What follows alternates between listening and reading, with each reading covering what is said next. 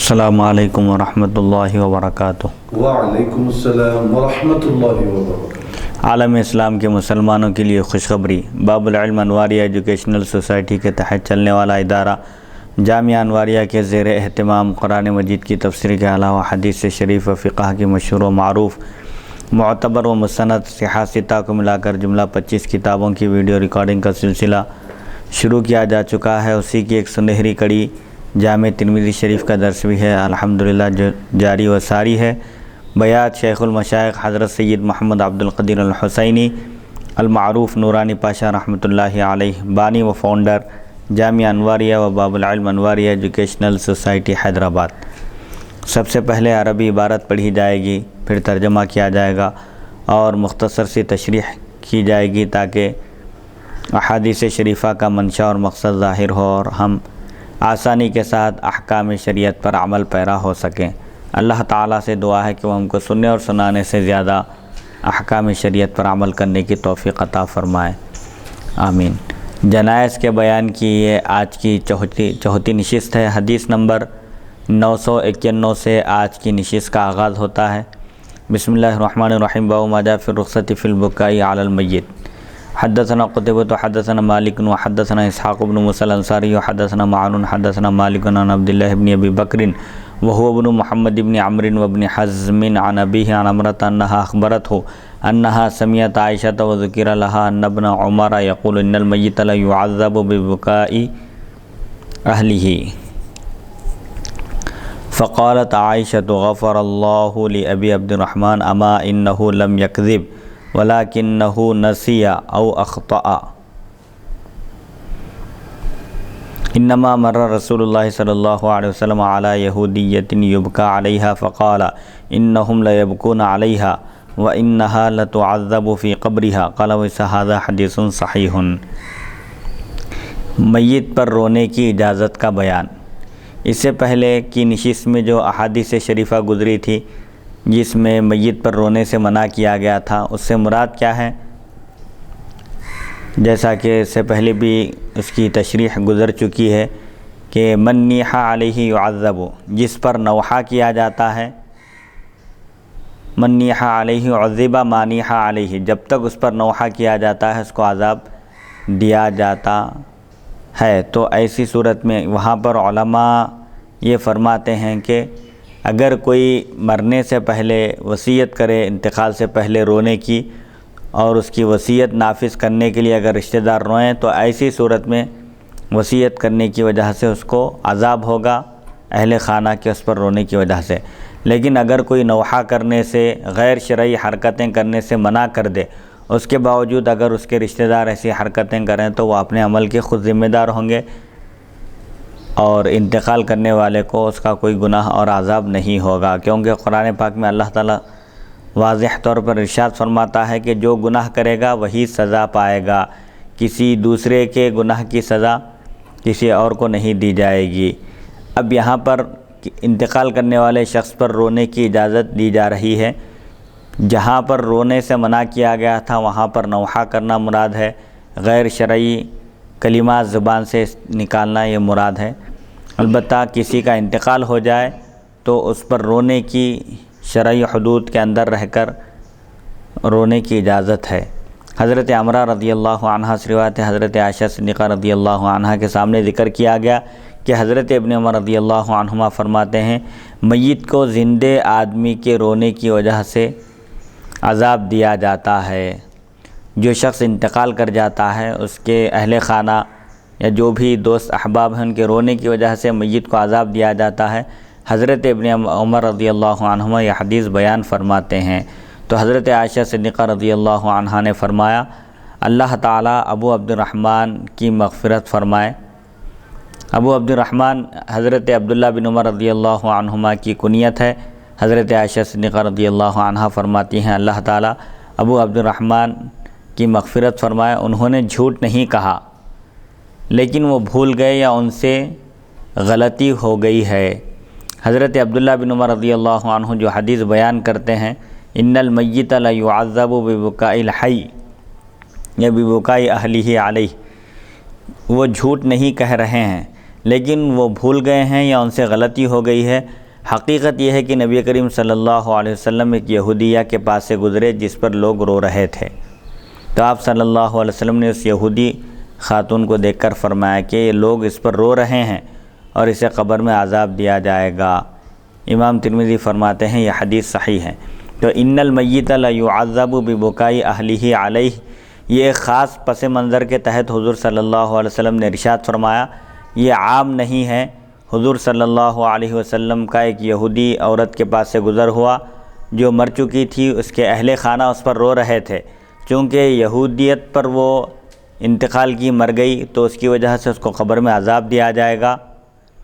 جبکہ لوگ اہل خانہ، اس کے دوست احباب رشتہ دار اس پر رو رہے ہیں۔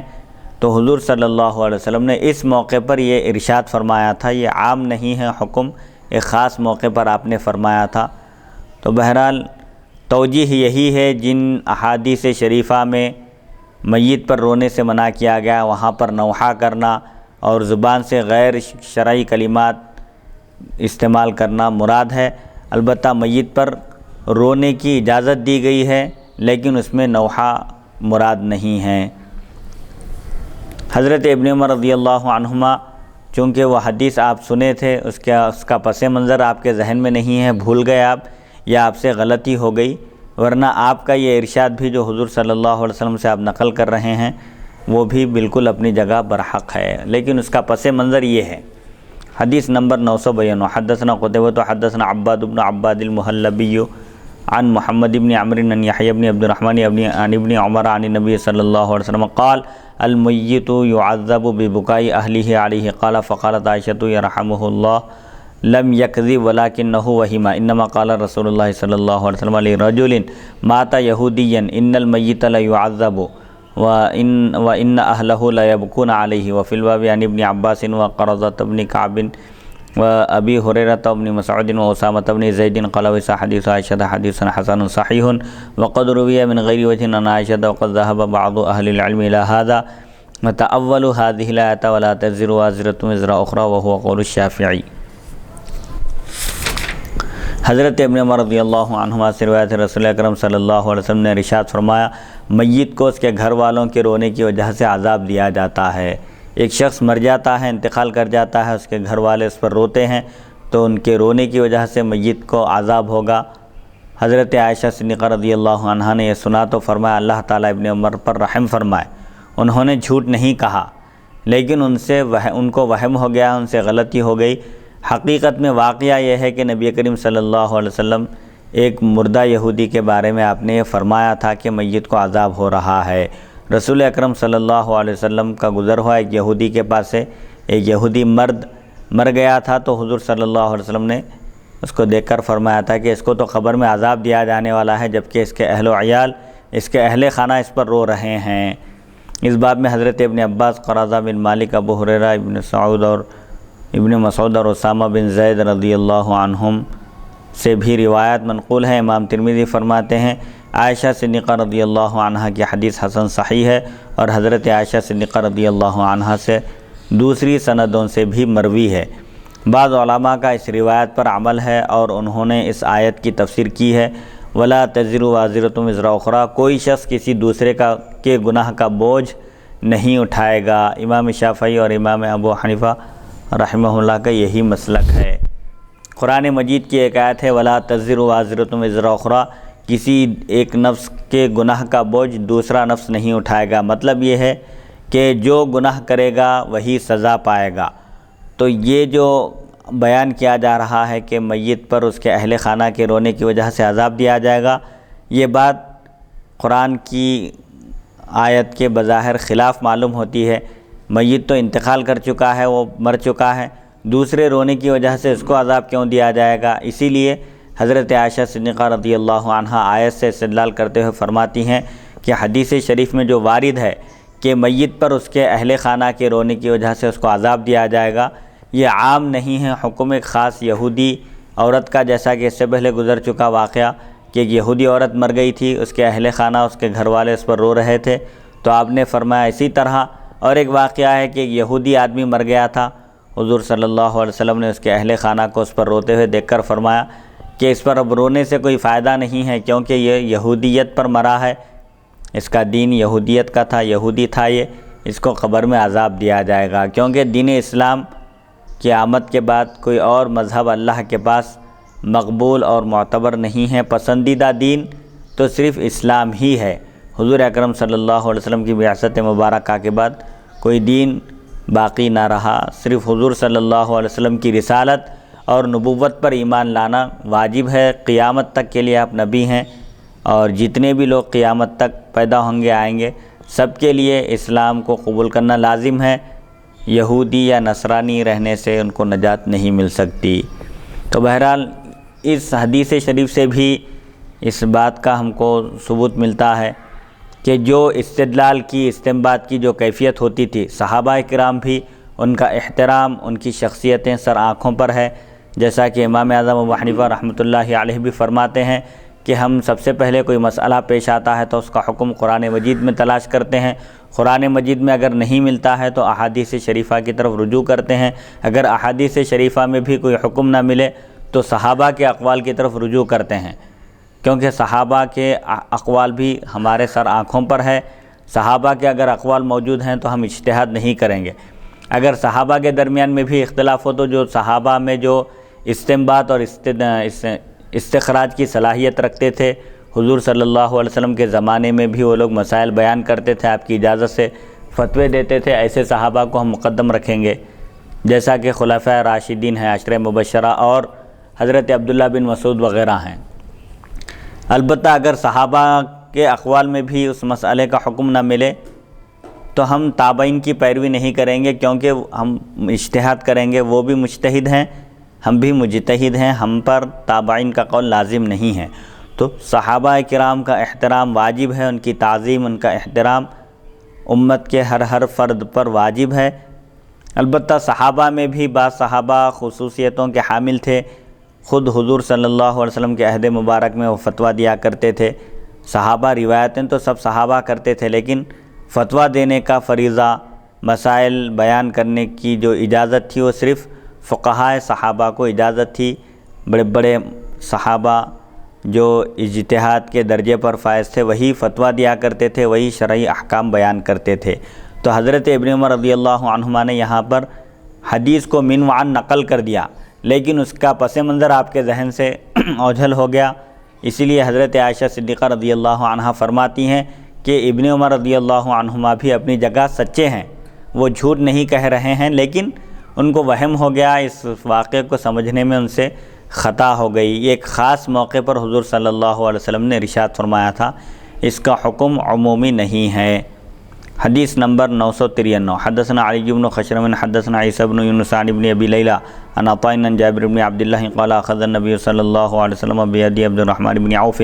فانطلق به الى ابنه ابراہیم فوجده يجود بنفسه فاخذه النبی صلی اللہ علیہ وسلم فوضعه في حجره فبكى فقال له عبد الرحمن اتبكي اولم تكن نهيت عن البكاء قال لا ولكن نهيت عن صوتين احمقين فاجرين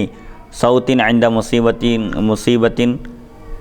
خمشی وجوہ و شق جیوب و رنت شیطان وفی الحدیث کلام اکثر من هذا قال هذا حدیث حسن۔ حضرت جابر بن عبداللہ رضی اللہ عنہ سے روایت نبی کریم صلی اللہ علیہ وسلم نے حضرت عبد الرحمن بن عوف رضی اللہ عنہ کا ہاتھ پکڑا اور اپنے صاحبزادے حضرت ابراہیم علیہ السلام ابراہیم رضی اللہ عنہ کے پاس تشریف لے گئے، اس حال میں کہ وہ حالت نزاع میں تھے۔ حضور صلی اللہ علیہ وسلم کے فرزند ارجمن حضرت ابراہیم رضی اللہ عنہ کے وصال کا وقت جب قریب آیا، وہ حالت نزاع میں تھے۔ حضور صلی اللہ علیہ وسلم عبد الرحمن بن عوف، جن کا شمار عشرہ مبشرہ میں ہوتا ہے، صحابی کو لے کر آپ صلی اللہ علیہ وسلم پہنچے اپنے مکان۔ حضور صلی اللہ علیہ وسلم نے حضرت ابراہیم رضی اللہ عنہ کو اپنی گود میں اٹھایا اور رونے لگے۔ حضرت ابراہیم رضی اللہ عنہ کا وصال ہو گیا تو آپ رونے لگے۔ حضرت عبد الرحمن بن عوف رضی اللہ عنہ نے عرض کیا، یا رسول اللہ صلی اللہ علیہ وسلم، آپ روتے ہیں، آپ رو رہے ہیں، کیا آپ نے ہم کو رونے سے منع نہیں فرمایا؟ تو نبی کریم صلی اللہ علیہ وسلم نے ارشاد فرمایا، میں نے رونے سے منع نہیں کیا، بلکہ بے وقوفی اور نافرمانی کی دو آوازوں سے منع کیا ہے۔ ایک تو مصیبت کے وقت کی آواز جب چہرہ نوچا جائے اور گریبان چاک کیا جائے، کپڑے پھاڑ لیے جائیں، اور دوسری شیطان کے رونے کی آواز۔ ان دونوں آوازوں سے میں نے منع کیا ہے۔ مطلق رونا منع نہیں ہے۔ حضور صلی اللہ علیہ وسلم کے صاحبزادے حضرت ابراہیم رضی اللہ عنہ کا وصال ہوا تو حضور صلی اللہ علیہ وسلم کی مقدس آنکھوں سے آنسو جاری تھے، تو ایک صحابی نے پوچھا آپ رو رہے ہیں جبکہ آپ نے ہم کو رونے سے منع کیا؟ تو حضور صلی اللہ علیہ وسلم نے فرمایا کہ میں نے مطلق رونے سے منع نہیں فرمایا۔ رونا منع نہیں ہے، ایک فطری امر ہے یہ۔ جب کسی کا انتقال ہوتا ہے رشتہ داروں میں تو اس وقت انسان کی آنکھ سے آنسو کا جاری ہونا ایک فطری چیز ہے، لیکن واویلا مچانا، شکوہ شکایت کرنا، جزا فضا کرنا، غیر شرعی کلمات کہنا اور آپے سے باہر ہو جانا، صبر کا مظاہرہ کرنے کے بجائے جزا فضا کرنا منع ہے۔ حضور صلی اللہ علیہ وسلم نے فرمایا کہ میں نے بیوقوفی اور نافرمانی کی دو آوازوں سے روکا ہے۔ بیوقوفی کی آوازیں ہیں، بک رہے ہیں، اللہ کے خلاف زبان کھول رہے ہیں، تو یہ منع ہے۔ جب مصیبت آتی ہے، چہرہ نوچ رہے ہیں، گریبان چاک کر رہے ہیں، سر کے بال نوچ رہے ہیں، یہ منع ہے۔ ایسے ہی شیطان کی آواز یعنی گانے بجانے سے میں نے منع کیا ہے۔ البتہ رونے کی اجازت ہے۔ حضور صلی اللہ علیہ وسلم فرماتے ہیں آپ کے جب فرزند کا انتقال ہوا تو آپ کی بھی آنکھ سے آنسو جاری تھے۔ آپ نے فرمایا کہ آنکھیں اشکبار ہیں، آنکھوں سے آنسو جاری ہیں اور دل غمگین ہے، لیکن ہم اپنی زبان سے کوئی ایسی بات نہیں کہتے جس سے اللہ تعالیٰ ناراض ہو جائے۔ یہ اہم چیز ہے۔ چاہے کسی کا انتقال ہو جائے، کوئی مصیبت آ جائے، انسان شرعی حدود کے اندر رہ کر اس پر صبر کا مظاہرہ کرے، اور رونے کی بھی اجازت ہے شریعت میں، لیکن واویلا مچانا، نوحہ کرنا اور گریبان چاک کرنا، چہرے کو نوچنا، یہ منع ہے۔ حدیث نمبر 994 باب ما جاء فی المشی امام الجنازۃ، جنازے کے آگے آگے چلنے کا بیان۔ حدثنا قتیبۃ بن سعید و احمد بن منیع و اسحاق بن منصور و محمود بن غیلان قالوا حدثنا سفیان بن عیینہ عن الزہری عن سالم عن ابیہ قال رأیت النبی صلی اللہ علیہ وسلم و ابا بکر و عمر یمشون امام الجنازۃ۔ حضرت سالم حضرت عمر رضی اللہ عنہ کے پوترے ہیں، اپنے والد یعنی عبداللہ بن عمر رضی اللہ عنہما سے روایت کرتے ہیں اور فرماتے ہیں میں نے نبی اکرم صلی اللہ علیہ وسلم، حضرت ابو بکر اور حضرت عمر رضی اللہ عنہما کو جنازے کے آگے آگے چلتے دیکھا ہے۔ بہرحال اس میں بھی اختلاف ہے کہ جنازے کے آگے چلنا چاہیے یا جنازے کے پیچھے۔ احناف کے پاس جنازے کے پیچھے چلنا چاہیے، جیسا کہ آگے حدیث آ رہی ہے جنازے کے پیچھے چلنے کے بارے میں، اور امام شافعی کے پاس جنازے کے آگے آگے چلنا چاہیے۔ احناف اس کی وجہ یہ بیان کرتے ہیں جنازے کے پیچھے اس لیے چلنا چاہیے کہ ہم اللہ کی بارگاہ میں جنازے میت کی سفارش کے لیے جا رہے ہیں، اور چونکہ احادیث شریفہ میں بھی پیچھے چلنے کا ذکر آیا ہے، اسی لیے جنازے کے پیچھے چلنا چاہیے، آگے نہیں۔ حدیث نمبر 995 حدثنا الحسن بن علی الخلال حدثنا عمرو بن عاصم حدثنا حمام عن منصور و بکر الکوفی و زیاد و سفیان کلهم یذکر انه سمع عن الزہری عن سالم بن عبد اللہ عن ابیہ قال رأیت النبی صلی اللہ علیہ وسلم و ابا بکر و عمر یمشون امام الجنازۃ۔ منصور، بکر کوفی، زیاد اور سفیان ان سب نے بواسطہ زہری اور سالم حضرت عبداللہ رضی اللہ عنہ سے روایت کیا، وہ فرماتے ہیں میں نے نبی اکرم صلی اللہ علیہ وسلم، حضرت صدیق اکبر اور فاروق اعظم رضی اللہ عنہما کو جنازے کے آگے آگے چلتے دیکھا ہے۔ حدیث نمبر 996 حدثنا عبد بن حمید حدثنا عبد الرزاق حدثنا معمر عن الزہری قال کان نبی صلی اللہ علیہ وسلم و ابو بکر و عمر یمشون امام الجنازۃ قال الزہری واخبرنی سالم ان اباہ کان یمشی امام الجنازۃ وفی الباب عن انس قال وصح حدیث ابن عمر هكذا روى ابن جریج وزیاد بن سعد وغیر واحد عن الزہری عن سالم عن ابیہ نحو حدیث ابن عیینہ وروى معمر ویونس بن یزید ومالک وغیرهم من الحفاظ عن الزہری ان نبی صلی اللہ علیہ وسلم کان یمشی امام الجنازۃ واہل الحدیث کلهم یرون ان الحدیث المرسل فی ذلك اصح۔ قال ابو عیسی وسمعت یحیی بن موسیٰ یقول سمعت عبد الرزاق یقول قال ابن المبارک حدیث الزہری فی هذا مرسل اصح من حدیث ابن عیینہ قال ابن المبارک وارى ابن جریج اخذه عن ابن عیینہ قال ابو عیسی وروى حمام بن یحیی هذا الحديث عن زياد وهو ابن سعد ومنصور وبكر وسفيان عن الزهري عن سالم عن نبيه وإنما هو سفيان بن عيينة روى عنه همام واختلف أهل العلم في المشي أمام الجنازة فرأى بعض أهل العلم من أصحاب النبي صلى الله عليه وسلم وغيرهم أن المشي أمام الجنازة أفضل وهو قول الشافعي وأحمد۔ امام زہری فرماتے ہیں نبی اکرم صلی اللہ علیہ وسلم حضرت ابوبکر صدیق حضرت عمر بن خطاب رضی اللہ عنہما جنازے کے آگے آگے جایا کرتے تھے، چلا کرتے تھے۔ زہری فرماتے ہیں مجھے سالم نے بتایا کہ ان کے والد بھی جنازے کے آگے چلا کرتے تھے، یعنی حضرت عبداللہ بن عمر رضی اللہ عنہما بھی جنازے کے آگے آگے چلتے تھے۔ اس باب میں حضرت انس رضی اللہ عنہ سے بھی روایت منقول ہے۔ امام ترمذی فرماتے ہیں ابن عمر رضی اللہ عنہما کی حدیث کو ابن عیینہ کی روایت کی طرح ابن جریج، زیاد بن سعد اور کئی دوسرے راویوں نے بواسطہ زہری اور سالم حضرت ابن عمر رضی اللہ عنہما سے روایت کیا ہے۔ معمر، یونس بن یزید، مالک اور کئی دوسرے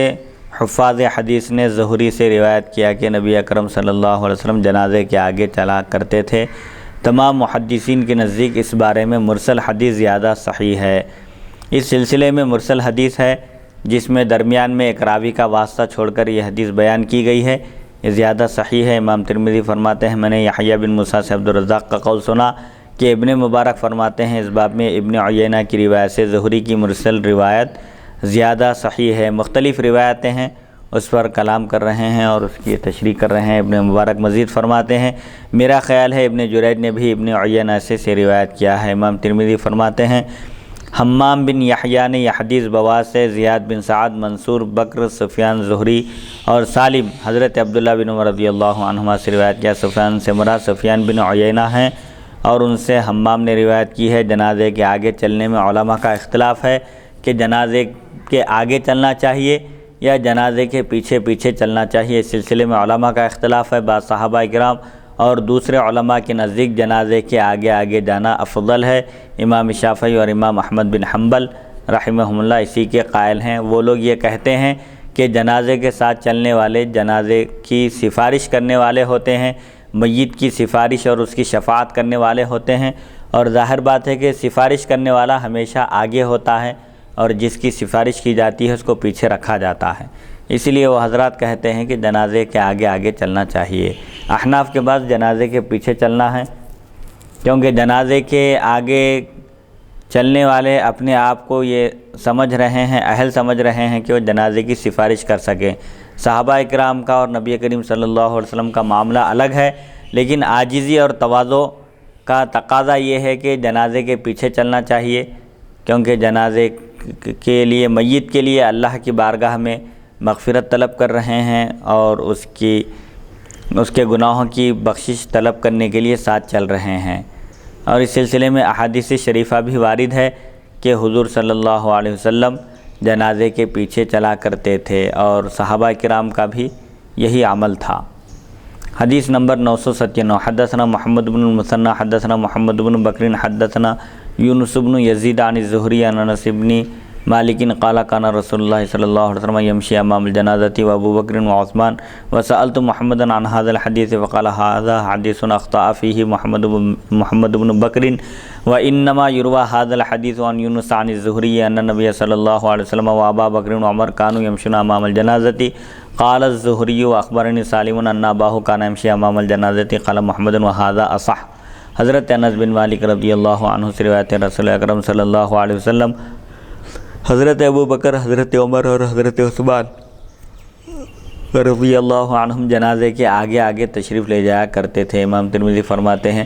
میں نے امام بخاری رحمۃ اللہ علیہ سے اس حدیث کے بارے میں پوچھا تو انہوں نے فرمایا اس حدیث میں خطا واقع ہوئی ہے اور یہ حدیث بواسطہ یونس زہری سے مروی ہے کہ نبی کریم صلی اللہ علیہ وسلم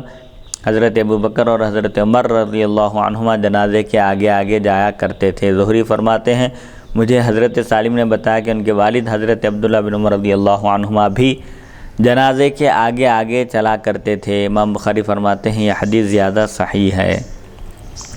اب جنازے کے پیچھے چلنے کی حدیث بیان کی جا رہی ہے۔ حدیث نمبر 998 باب ما جاء فی المشی خلف الجنازۃ،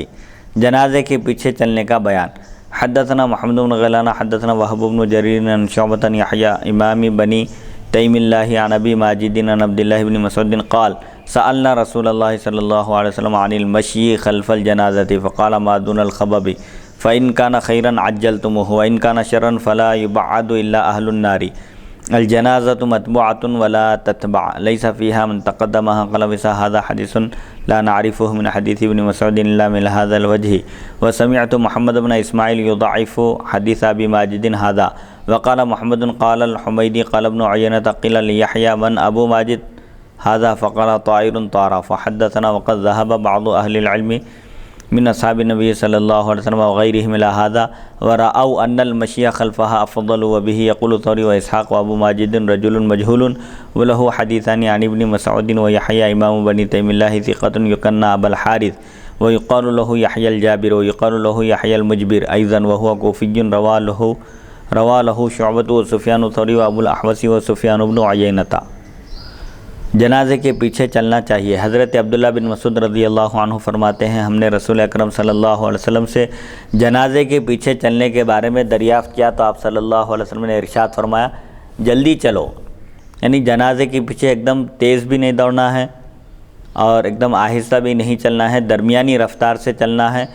اگر وہ ٹھیک ہے میت، مطلب یہ ہے کہ اگر وہ نیک ہے تو تم نیکی کی طرف تم جلدی کر رہے ہو، اور اگر وہ برا شخص تھا تو اہل جہنم ہی دور کیے جاتے ہیں۔ بہرحال جنازے کو جب لے جایا جاتا ہے تو چلنے کے بارے میں بتایا جا رہا ہے کہ ما دون الخبب،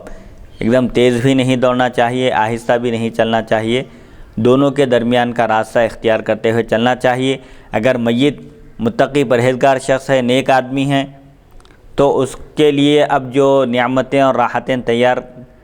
کر کے رکھی گئی ہیں اس کی طرف تم اس کو جلدی پہنچا دو گے اگر جلدی چلو گے، اور اگر برا شخص ہے اس کو بھی جلدی جلدی لے جا رہے ہیں تو اس سے چھٹکارا حاصل کرنے کے لیے تم اس کو جلدی لے جا رہے ہو۔ اسی لیے جب جنازے کو لے جاؤ تو درمیانی رفتار سے چلو، اور نیک ہے تو ظاہر بات ہے اس کو جلدی پہنچا دو گے، اور اگر برا ہے تو اس سے جلدی تم کو چھٹکارا مل جائے گا۔ جنازے کے پیچھے چلا جاتا ہے، جنازہ پیچھے نہیں چلتا۔ اس میں واضح طور پر بتا دیا گیا وہ جتنے بھی اوپر حدیثیں ذکر کیے گئے تھے وہ افعال تھے حضور اکرم صلی اللہ علیہ وسلم کا، عمل مبارک آگے چلنے کا تھا۔ یہاں پر قول کا ذکر ہو رہا ہے۔ جب پوچھا گیا جنازے کے پیچھے چلنا چاہیے یا آگے، تو آپ صلی اللہ علیہ وسلم نے ارشاد فرمایا کہ جنازے کے پیچھے چلنا چاہیے، جنازے کے پیچھے چلنا چاہیے، اور جنازہ پیچھے نہیں ہوتا لوگوں کے، لہذا جنازے کو آگے رکھ کر جنازے کے پیچھے پیچھے چلنا چاہیے۔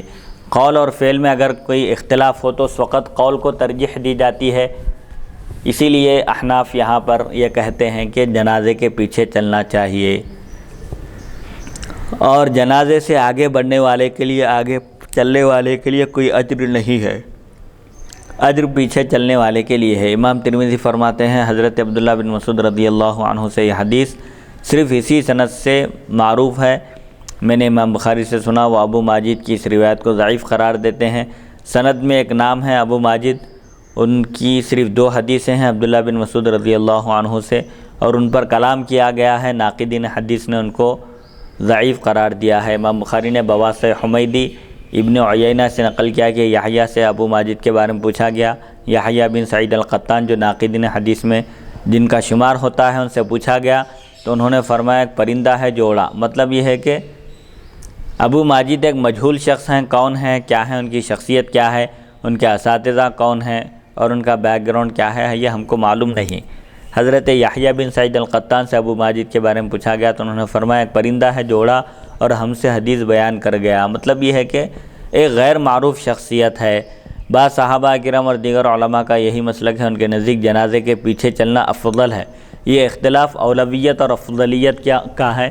فرض یا واجب کا نہیں ہے کہ جنازے کے پیچھے چلنا افضل ہے یا سامنے چلنا افضل ہے۔ تو احناف کے پاس جنازے کے پیچھے چلنا افضل ہے۔ سفیان ثوری اور امام اسحاق رحمہ اللہ کا یہی قول ہے۔ ابو ماجد مجہول شخص ہیں اور ان کے واسطے سے حضرت عبداللہ بن مسعود رضی اللہ عنہ سے 2 حدیثیں منقول ہیں۔ یحییٰ امام بن تیم اللہ، ایک جو راوی کا نام آیا ہے سند میں وہ ثقہ ہیں، بااعتماد ہیں، ان کی کنیت ابو حارث ہے، ان کو یحییٰ جابر بھی کہا جاتا ہے اور یحییٰ مجبر بھی۔ یہ کوفی ہیں، کوفہ کے رہنے والے ہیں۔ شعبہ، سفیان ثوری اور ابو احوص اور سفیان بن عیینہ رحمہ اللہ نے ان سے روایت کی ہے۔ حدیث نمبر 999 باب ما جاء فی کراہیت الرکوب خلف الجنازتی، جنازے کے پیچھے سوار ہو کر جانے کی ممانعت۔ جنازے کو لے کر جب جاتے ہیں تو پیدل جانا چاہیے۔ اب اس کے بعد آگے سوار ہو کر جانے کی بھی اجازت کی حدیث آ رہی ہے۔ مطلب یہ ہے کہ مسئلے میں گنجائش ہے، قبرستان اگر دور ہو یا گرما کا موسم ہو یا بارش کا مسئلہ ہو، کوئی ایسی صورتحال ہو کہ پیدل جانے میں اگر دشواری ہو، دقت ہو، حرج ہو، تو پھر ایسی صورت میں سوار ہو کر بھی جا سکتے ہیں۔ حدثنا علی بن حجر حدثنا عیسی بن یونس عن بکر بن ابی مریم عن راشد بن سعد عن ثوبان قال خرجنا مع النبي صلی اللہ علیہ وسلم فی جنازۃ فرأى ناسا ركبانا فقال الا تستحيون ان ملائکۃ اللہ علی اقدامهم وانتم على ظهور الدواب وفي الباب عن المغیرة بن شعبۃ وجابر بن سمرۃ قال وسا حدیث ثوبان قد روی عنہ موقوفا۔ حضرت ثوبان رضی اللہ عنہ سے روایت فرماتے ہیں، ہم نبی اکرم صلی اللہ علیہ وسلم کے ساتھ ایک جنازے میں گئے تو رسول اللہ صلی اللہ علیہ وسلم نے چند آدمیوں کو سوار دیکھ کر فرمایا، کیا تمہیں اللہ تعالیٰ سے حیا نہیں آتی کہ اللہ کے فرشتے پیدل چلیں اور تم جانوروں کی پشتوں پر سوار ہوں؟ اس باب میں حضرت مغیرہ بن شعبہ اور جابر بن سمرہ رضی اللہ عنہما سے بھی روایت منقول ہیں۔ امام ترمذی فرماتے ہیں ثوبان رضی اللہ عنہ کی حدیث موقوفاً بھی مروی ہے، یعنی اس حدیث کی سند صرف صحابی تک پہنچی۔ اس حدیث شریف میں بات بتائی جا رہی ہے کہ جنازے کے پیچھے سوار ہو کر جانا منع ہے۔ حضور صلی اللہ علیہ وسلم ایک جنازے میں شریک تھے، آپ نے دیکھا کہ چند لوگ سواریوں پر سوار ہو کر چل رہے ہیں، تو آپ نے فرمایا کیا تم کو شرم نہیں آتی کہ اللہ کے فرشتے تو پیدل چل رہے ہیں اور تم سواریوں پر سوار ہو کر جا رہے ہو؟ یعنی بلا ضرورت، اگر کوئی ایسی ضرورت نہ ہو پیدل بھی جا سکتے ہیں، قریب ہے قبرستان، کوئی مشکل نہیں ہے تو پیدل جانا افضل ہے۔ اور اگر ایسی کوئی ضرورت ہو، بارش ہو رہی ہو یا سخت گرما کا موسم ہو یا وقت کم ہو، جلدی پہنچنا ہو، ایسی صورت میں سواری کا بھی استعمال کیا جا سکتا ہے۔ حدیث نمبر 1000 باب ما جاء فی الرخصۃ فی ذالک، جنازے کے پیچھے سوار ہو کر جانے کی اجازت کا بیان۔ حدثنا محمد بن غیلان حدثنا ابو داؤد حدثنا شعبۃ عن سماک بن حرب قال سمعت جابر بن سمرہ یقول كنا مع النبي صلی اللہ علیہ وسلم فی جنازۃ ابن الدحداح وهو على فرس له يسعى ونحن حوله وهو يتوقص به۔ حضرت جابر بن سمرہ رضی اللہ عنہ فرماتے ہیں، ہم ابن دحداح کے جنازے میں نبی کریم صلی اللہ علیہ وسلم کے ساتھ تھے۔ آپ صلی اللہ علیہ وسلم گھوڑے پر سوار تھے اور گھوڑا مضبوطی سے قدم رکھتے ہوئے دوڑ رہا تھا، اور اس حال میں کہ ہم آپ کے ارد گرد تھے۔ ایک صحابی کے جنازے میں حضور صلی اللہ علیہ وسلم شرکت فرمائے اور صحابہ کرام بھی آپ کے اطراف و اکناف تھے، اور حضور صلی اللہ علیہ وسلم ایک گھوڑے پر سوار ہو کر آپ تیزی کے ساتھ بڑھ رہے تھے جنازے کے ساتھ۔ تو اس سے معلوم ہوتا ہے کہ سواری پر سوار ہو کر بھی جانا جائز ہے۔ حدیث نمبر 1001 حدثنا عبداللہ بن الصباح الہاشمی حدثنا مقتبہ عن الجراح عن سماک جابر بن سمرۃ یقول ان النبی صلی اللہ علیہ وسلم اتبع جنازۃ ابن الدحداح ماشیا ورجع علی فرس قال وهذا حدیث حسن صحیح۔ حضرت جابر بن سمرہ رضی اللہ عنہ سے روایت ہے، فرماتے ہیں نبی کریم صلی اللہ علیہ وسلم ابن دحداح کے جنازے میں پیدل تشریف لے گئے اور گھوڑے پر واپس تشریف لائے۔ جاتے وقت آپ پیدل تشریف لے گئے، جنازے کے پیچھے پیچھے چلے، اور جب واپسی ہوئی تو آپ گھوڑے پر واپس تشریف لائے۔ تو دونوں طرح کی بھی گنجائش ہے، پیدل بھی جا سکتے ہیں اور اگر ضرورت ہو تو سواری پر بھی سوار ہو کر جا سکتے ہیں، لیکن واپسی میں سوار ہو کر آنے میں کوئی حرج اور کوئی ممانعت نہیں ہے۔ حدیث نمبر 1002 باب ما جاء فی الاسراء بالجنازۃ، جنازہ جلدی لے کر چلنا چاہیے، آہستہ آہستہ نہیں جانا چاہیے، جنازے کو تیزی کے ساتھ لے کر جانا چاہیے، لیکن اس میں بھی تیز دوڑتے ہوئے بھاگتے ہوئے نہیں جانا چاہیے، معتدل رفتار سے، بالکل آہستہ بھی نہیں چلنا چاہیے، بالکل تیز بھی نہیں، ایک درمیانی رفتار سے چلنا چاہیے۔ حدثنا احمد بن منیع حدثنا ابن عینہ عن الزہری سمع سعید بن المسیب عن ابی ہریرہ یبلغ به النبی صلی اللہ علیہ وسلم قال اسرعوا بالجنازۃ فإن تک خیرا تقدموها الیہ وإن تک شرا تضعوه عن رقابکم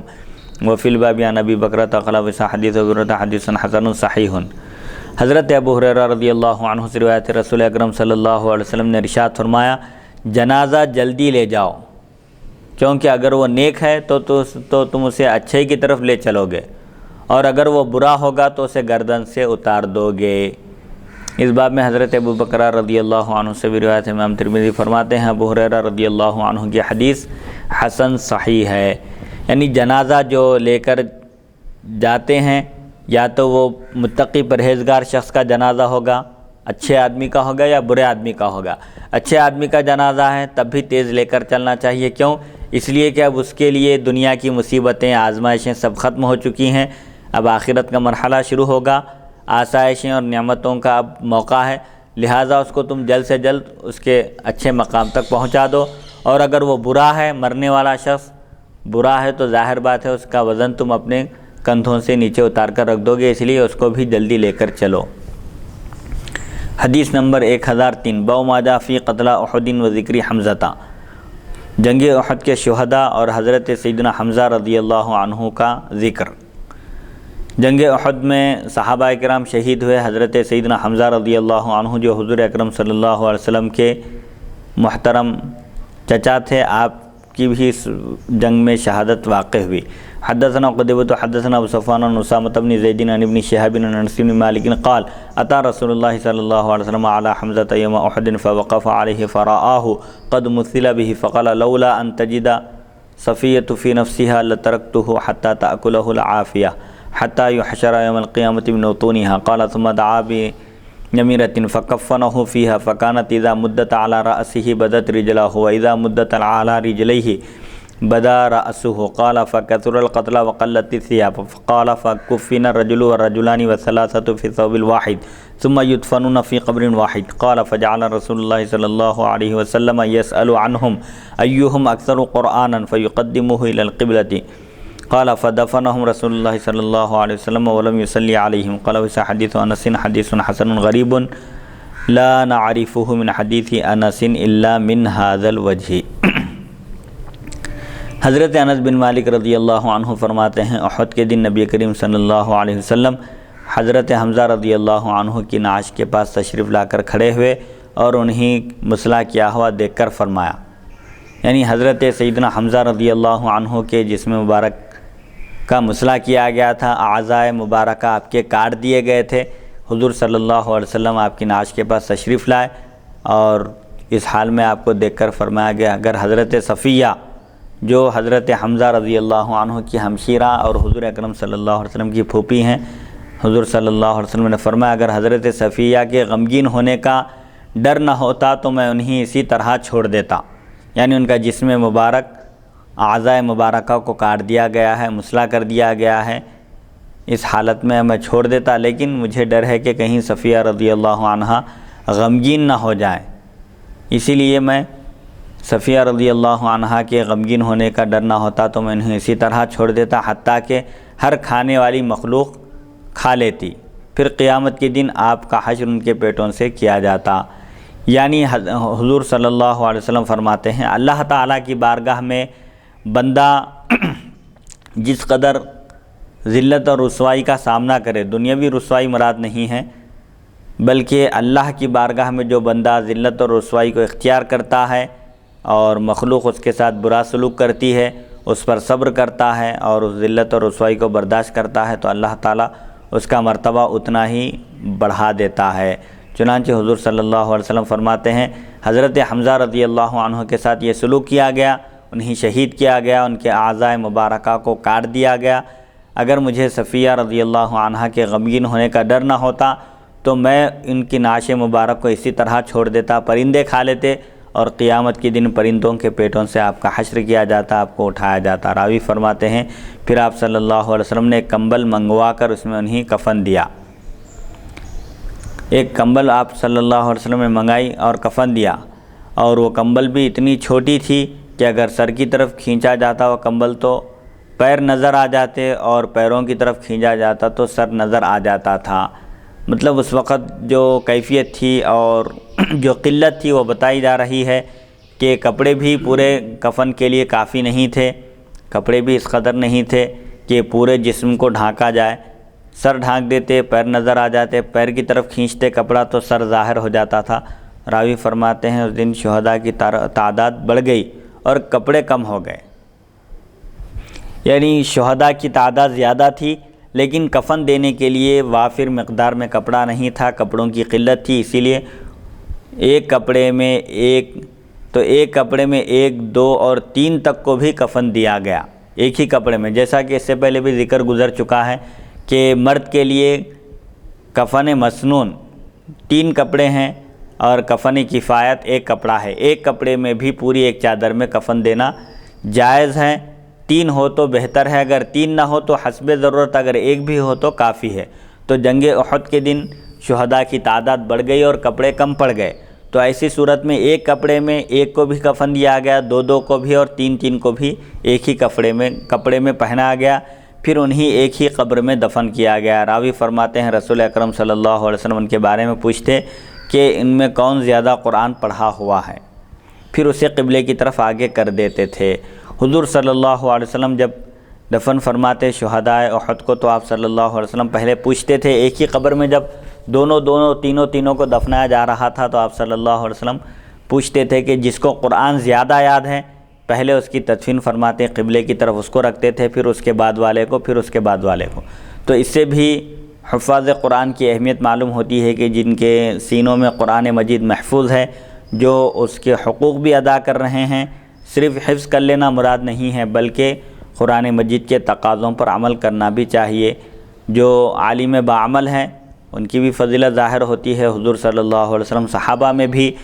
شہداء میں بھی جن کو قرآن زیادہ یاد ہوتا تھا پہلے ان کو قبلے کی طرف رخ کر کے لٹاتے تھے، پھر اس کے بعد ان کے بعد والوں کو رکھتے تھے۔ راوی فرماتے ہیں رسول اکرم صلی اللہ علیہ وسلم ان کے بارے میں پوچھتے کہ ان میں کون زیادہ قرآن پڑھا ہوا ہے، کس کو سب سے زیادہ قرآن یاد ہے؟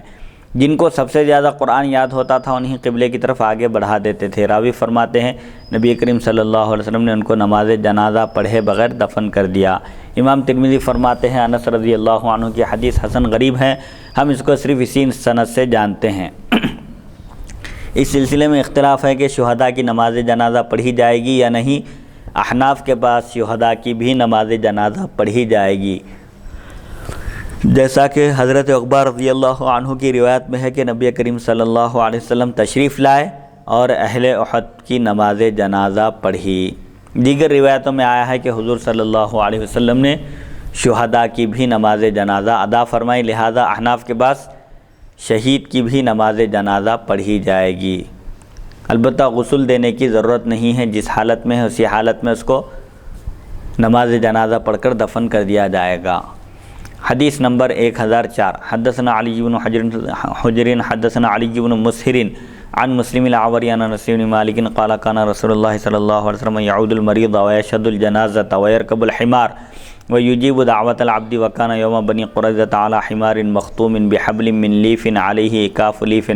قال بئس هذا حديث لا نعرفه إلا من حديث مسلم انس ومسلم العوری يضعف وهو مسلم ابن کیسان الملائی۔ جنازے میں حاضر ہونے کا بیان۔ حضرت انس بن مالک رضی اللہ عنہ سے روایت ہے نبی کریم صلی اللہ علیہ وسلم بیمار کی مزاج پرسی فرماتے، جنازے میں تشریف لے جاتے، تواضعاً عاجزی اور انکساری کا مظاہرہ کرنے کے لیے خچر پر سوار ہوتے،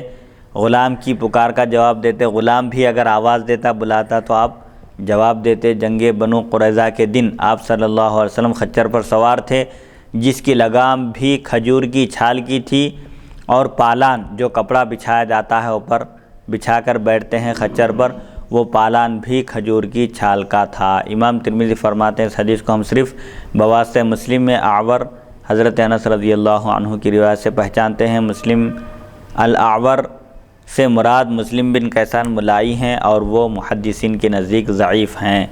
اس حدیث شریف کا عنوان بنایا گیا ہے جنازے میں حاضر ہونا، کہ جیسا کہ روایتوں میں آیا ہے کہ ایک مسلمان کے دوسرے مسلمان پر 6 حقوق ہیں، من جملہ ان میں کہ ایک حق یہ ہے کہ جب ایک مسلمان کا انتقال ہو جائے تو دوسرے مسلمان کو چاہیے کہ اس کے جنازے میں شرکت کرے، نماز جنازہ پڑھے اور اس کی تدفین تک شریک رہے۔ اگر نماز جنازہ بھی پڑھ لے تو ایک حق ادا کر دیا، اور اگر تدفین میں شرکت کرے دفن ہونے تک تو یہ اور اعزاز کی بات ہے، اس میں اجر بھی زیادہ ہے، کیونکہ حضور صلی اللہ علیہ وسلم نے فرمایا کہ جو نماز جنازہ میں شرکت کرے گا اس کو 1 قیرات اجر ملے گا۔ 1 قیرات ایک چھوٹا سا ایک وزن ہے، لیکن حضور صلی اللہ علیہ وسلم فرماتے ہیں قیرات بظاہر یہ قیرات ہے، لیکن اس کا اجر و ثواب احد پہاڑ کے برابر ہوگا۔ اور جو صرف نماز جنازہ پڑھ کر واپس ہو جائے اس کے لیے یہ اجر ہے، اور جو نماز جنازہ بھی پڑھے اور تدفین تک موجود رہے تو اس کے لیے 2 قیرات ہیں، ڈبل اجر ہیں۔ بہرحال ایک مسلمان کے دوسرے مسلمان پر 6 حقوق ہیں۔ ایک پہلا حق یہ ہے کہ جب ایک مسلمان بیمار ہو جائے تو اس کی مزاج پرسی کرے، ملاقات ہو تو اس کو سلام کرے، اور انتقال ہو جائے تو اس کے جنازے میں حاضر ہو، سلام کرے تو سلام کا جواب دے، اور چھینکے اور چھینک کر الحمدللہ کہے تو چھینک کا جواب دے۔ بہرحال یہ مختلف حقوق ہیں، من جملہ ان حقوق میں کہ ایک حق ایک مسلمان کے انتقال پر اس کے جنازے میں حاضر ہونا ہے۔ حضور صلی اللہ علیہ وسلم کی عاجزی اور انکساری تواضع کا بھی اس میں بیان ہے کہ حضور صلی اللہ علیہ وسلم بیمار کی مزاج پرسی کرتے، کوئی بیمار ہوتا خیر خیریت دریافت کرتے، حالات دریافت کرتے، اگر کسی مسلمان کا انتقال ہو جاتا تو جنازے میں شرکت فرماتے، اور آپ صلی اللہ علیہ وسلم دونوں جہاں کے سردار ہونے کے باوجود آپ سواری کے لیے خچر کا استعمال فرماتے تھے۔ اگر آپ چاہتے تو جیسا کہ دنیا کے بادشاہ شان و شوکت کے ساتھ زندگی گزارتے ہیں، آپ صلی اللہ علیہ وسلم اگر چاہتے تو آپ بھی اس طرح زندگی گزار سکتے تھے، لیکن آپ نے فقر و فاقے کی زندگی کو اختیار فرمایا، عاجزی، تواضع اور انکساری کا آپ نے مظاہرہ فرمایا۔ ایک مرتبہ کا واقعہ ہے کہ حضور صلی اللہ علیہ وسلم ایک چٹائی پر گاڑیوں کی حصیر پر آرام فرما رہے تھے۔ حضرت عمر رضی اللہ عنہ خدمت اقدس میں حاضر ہونے کی اجازت طلب کر کے حاضر ہوئے۔ حضور صلی اللہ علیہ وسلم چٹائی کے اوپر سے اٹھ کر بیٹھ گئے۔ آپ کی پشت مبارک پر اس وقت کپڑا نہیں تھا، اور کاڑیوں کے حصیر کی کاڑیوں کے نشان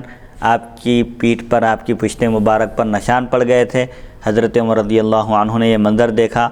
تو آپ رو دیے، آپ کی آنکھوں سے آنسو جاری ہو گئے، اور عرض کیا کہ اگر آپ اجازت مرحمت فرمائیں ہم غلاموں کو تو ہم آپ صلی اللہ علیہ وسلم کے لیے شاہانہ زندگی کے اسباب فراہم کریں گے، ہم آپ کی خدمت کے لیے تیار ہیں۔ دنیا کے بادشاہ شان و شوکت کی زندگی گزارتے ہیں، عیش و عشرت کی زندگی گزارتے ہیں، راحت کا ہر سامان فراہم ہے، اگر آپ اجازت دیں تو ہم بھی آپ کے لیے ایسا سامان فراہم کریں گے۔ تو حضور صلی اللہ علیہ وسلم نے ارشاد فرمایا، مجھے دنیا سے کیا تعلق ہے، کیا لینا دینا ہے، میری دنیا میں ایسی حیثیت ہے جیسے ایک مسافر دوران سفر تھوڑی دیر آرام کرنے کے لیے، راحت پانے کے لیے ایک درخت کے نیچے آرام کرتا ہے، پھر وہ اس درخت کے سائے کو چھوڑ کر آگے بڑھ جاتا ہے۔ تو اس میں یہ تعلیم دی جا رہی ہے کہ دنیا میں ہر آنے والا شخص مسافر ہے، ایک دن اس کا یہ سفر ختم ہونے والا ہے، اس لیے اس کو سفر کے دوران کسی بھی مقام پر مستقل قیام نہیں کرنا چاہیے۔ جیسا کہ مسافرین کسی اسٹیشن پر رکتے ہیں، اترتے ہیں تو عارضی طور پر ٹیمپرری اترتے ہیں، اور پھر فوراً اپنی ٹرین میں یا جس میں بھی وہ سفر کر رہے ہیں سوار ہو جاتے ہیں۔ تو ایک مسلمان کو دنیا میں اس طرح رہنا چاہیے جیسے ایک مسافر اپنے سفر میں ہوتا ہے، وہ اپنے اصلی وطن پہنچ کر ہی راحت پاتا ہے، اس کو قرار ملتا ہے۔ تو ایسے ہی مسلمان کا، مومن کا اصلی ٹھکانہ آخرت ہے، آخرت ہی اصل زندگی ہے، ہمیشہ باقی رہنے والی۔ تو اصل مقام پر جب تک نہ پہنچے اس وقت تک اس کو قرار نہیں آنا چاہیے۔ اور حضور صلی اللہ علیہ وسلم سواری کا بھی استعمال فرماتے تھے، خچر پر آپ سوار ہوتے تھے، اس میں کسی قسم کی آر وغیرہ محسوس نہیں کرتے تھے۔ تو امت کو اس بات میں تعلیم دی جا رہی ہے کہ وہ عاجزی، تواضع اور انکساری کا مظاہرہ کرے، اور کسی چیز کو حقیر اور معمولی نہ سمجھے، کسی سواری کو بھی معمولی نہ سمجھے۔ حدیث نمبر 1005 حدثنا ابو قریب حدثنا ابو معاویہ عن عبد الرحمن ابن ابی بکر عن ابن ابی ملیکۃ عن عائشہ قالت لما قبض رسول اللہ صلی اللہ علیہ وسلم اختلفوا في دفنه فقال ابو بکر سمعت من رسول اللہ صلی اللہ علیہ وسلم شيئا ما نسيته قال ما قبض الله نبيا الا في الموضع الذي يحب ان يدفن فيه فدفنوه في موضع فراشه قال وهذا حديث غريب وعبد الرحمن بن ابي بكر المليكي يضعف من قبل حفظه وقد روي هذا الحديث من غير وجه رواہ ابن عباس عن ابی بکر صدیق عن نبی صلی اللہ علیہ وسلم۔ حضرت عائشہ صدیقہ رضی اللہ عنہا سے روایت ہے، نبی کریم صلی اللہ علیہ وسلم کے وصال با کمال پر آپ صلی اللہ علیہ وسلم کی تدفین کے بارے میں اختلاف ہوا کہ حضور اکرم صلی اللہ علیہ وسلم کی تدفین کہاں عمل میں آنا چاہیے، اس سلسلے میں اختلاف ہوا تو حضرت ابوبکر صدیق رضی اللہ عنہ نے فرمایا میں نے رسول اکرم صلی اللہ علیہ وسلم سے ایک بات سنی جسے میں اب تک نہیں بھولا، مجھے اچھی طرح یاد ہے۔ حضور صلی اللہ علیہ وسلم نے ارشاد فرمایا اللہ ہر نبی کی روح اسی مقام پر قبض کرتا ہے جہاں انہیں دفن ہونا پسند ہوتا ہے۔ جو نبی جس جگہ دفن ہونا پسند کرتے ہیں اللہ تعالیٰ ان کی وفات، ان کا وصال وہیں فرماتا ہے۔ چنانچہ صحابہ کرام صلی اللہ علیہ وسلم نے صحابہ کرام رضی اللہ عنہم نے حضور صلی اللہ علیہ وسلم کو آپ کی آرام گاہ میں دفن کیا، جہاں حضور صلی اللہ علیہ وسلم کا وصال با کمال ہوا وہیں آپ کی تدفین عمل میں آئی۔ یہ صرف انبیاء کی خصوصیت ہے کہ ان کا جہاں وصال ہوتا ہے وہیں ان کی تدفین عمل میں آتی ہے، عام مومنوں کے لیے یہ حکم نہیں ہے، یہ صرف انبیاء کی خصوصیت ہے جس میں کوئی دوسرے شریک نہیں ہیں۔ امام ترمذی فرماتے ہیں یہ حدیث غریب ہے، عبد الرحمن بن ابو بکر ملیکی حفظ کے اعتبار سے ضعیف ہیں۔ یہ حدیث کئی سندوں سے مروی ہے، حضرت ابن عباس رضی اللہ عنہما نے بھی اسے حضرت صدیق اکبر رضی اللہ عنہ سے مرفوعاً روایت کیا۔ مرفوع اس روایت کو کہتے ہیں جس کی سند نبی کریم صلی اللہ علیہ وسلم تک پہنچے۔ حدیث نمبر 1006 باب آخر حدثنا ابو بکر بن حدثنا معاویۃ بن ہشام بن عمران بن انس المکی عن عطاء عن ابن عمر ان رسول اللہ صلی اللہ علیہ وسلم قالوا اذكروا محاسن موتاكم وكفوا عن مساويهم قال ابو عيسى هذا حديث غريب قال سمعت محمد يقول عمران بن انس المکی منکر الحدیث وروى بعضهم عن عطاء عن عائشة وعمران بن انس المصری اثبت واقدم من عمران بن انس المکی۔ انتقال کرنے والوں کی خوبیوں کا ذکر کرنا چاہیے، اور اگر کوئی برائی ظاہر بھی ہو جائے تو اس کو لوگوں کے سامنے بیان کرنے سے احتیاط کرنا چاہیے۔ حضرت ابن عمر رضی اللہ عنہما سے مروی ہے رسول اکرم صلی اللہ علیہ وسلم نے ارشاد فرمایا اپنے مرحومین کی بھلائیوں کو یاد کرو، جس کا انتقال ہو گیا ہے اس کو برائی سے یاد نہ کرو، اس کی اچھائیوں پر نظر رکھو، اس کی خوبیوں کا ذکر کرو، اچھائیوں کو لوگوں کے سامنے بیان کرو اور ان کی برائی سے رک جاؤ۔ اگر کوئی برائی بھی تھی ان کے اندر تو لوگوں کے سامنے برائی بیان مت کرو، انتقال کر چکا ہے وہ شخص تو اب اس کی خوبیوں کا ہی ذکر کرو اور برائیوں سے باز آ جاؤ، برائیوں کا ذکر نہ کرو۔ امام ترمذی فرماتے ہیں حدیث غریب ہے۔ بعض راویوں نے اسے بواس سے عطا حضرت عائشہ رضی اللہ عنہ سے روایت کیا۔ عمران بن انس مصری عمران بن انس مکی سے زیادہ یاد رکھنے والے اور ان سے زیادہ قدیم ہیں۔ یہ محدثین کے نزدیک یہ مراتب ہیں کہ وہ جب راویوں پر کلام کرتے ہیں، کسی کی توثیق کرتے ہیں، تصدیق کرتے ہیں، تعریف کرتے ہیں تو اس کے الفاظ متعین ہیں، اور جب کسی پر کلام کرتے ہیں حفظ کے اعتبار سے یاد نہیں رہتا، پہلے حافظہ قوی تھا، عمر کی زیادتی کی وجہ سے بھول چوک ہو رہی ہے تو اس کے بھی مراتب اور فرق بیان کرتے ہیں۔ بہرحال اس حدیث شریف میں اس بات کی تعلیم دی جا رہی ہے کہ انتقال کرنے والا شخص تو انتقال کر چکا ہے، اس کی برائیوں کا ذکر مت کرو بلکہ اس کی خوبیوں کا اور اس کی اچھائیوں کا ذکر کرو لوگوں کے سامنے۔ حدیث نمبر 1007 باب ما جاء فی الجلوس قبل ان توضع، جنازہ رکھنے سے پہلے بیٹھنے کا بیان۔ جب قبرستان جنازہ پہنچ جائے نیچے رکھنے سے پہلے بیٹھ سکتے ہیں، بیٹھنے کی اجازت ہے یا نہیں۔ حدثنا محمد بن بشار حدثنا صفوان بن عیسان بشر بن رافع عن عبد الله بن سلیمان بن جنادة بن ابی امیۃ عن جدہ عن عبادة بن الصامت قال كان رسول اللہ صلی اللہ علیہ وسلم اذا اتبع الجنازة لم يقعد حتى توضع في اللحد فعوض له حبر فقال هكذا نصنع یا محمد، فجلس رسول اللہ صلی اللہ علیہ وسلم وقال خالفهم قال هذا حدیث غریب وبشر بن رافع ليس بالقوی فی الحدیث۔ حضرت عبادہ بن صامت رضی اللہ عنہ سے روایت نبی کریم صلی اللہ علیہ وسلم جب کسی جنازے کے ساتھ تشریف لے جاتے تو جب تک اسے قبر میں نہ رکھ دیا جاتا آپ صلی اللہ علیہ وسلم نہ بیٹھتے،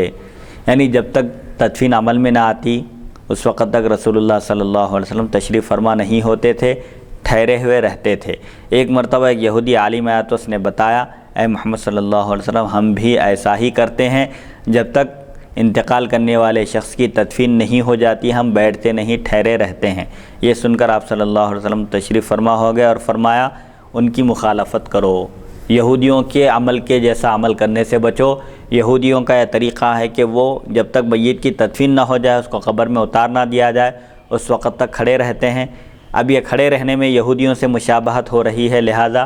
جب جنازہ پہنچ جائے قبرستان تو بیٹھنے کی بھی اجازت ہے میت کو قبر میں اتارنے سے پہلے۔ مفتی صاحب اس میں بعض محدثین یہ فرماتے ہیں احادیث کے تشریحات میں دوسرے احادیث کو دلیل اور ثبوت بناتے ہوئے جی کہ ایک مرتبہ جو پچھلی اپنے درس میں جو حدیث شریف گزری تھی کہ اس میں حضور اکرم صلی اللہ علیہ وسلم یہودی کا جنازہ جا رہا تھا تو آپ صلی اللہ علیہ وسلم کھڑے ہو گئے،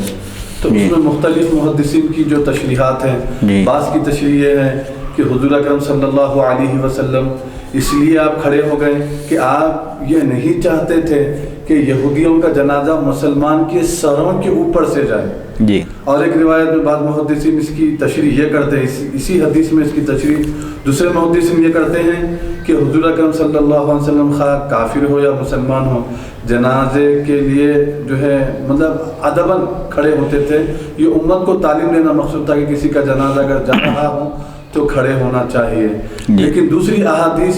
میں جب یہودی اور عیسائیوں کا جنازہ جب جا رہا تھا تو حضور اکرم صلی اللہ علیہ وسلم کھڑے نہیں ہوئے، یعنی اب وہ حدیث منسوخ ہو گئی،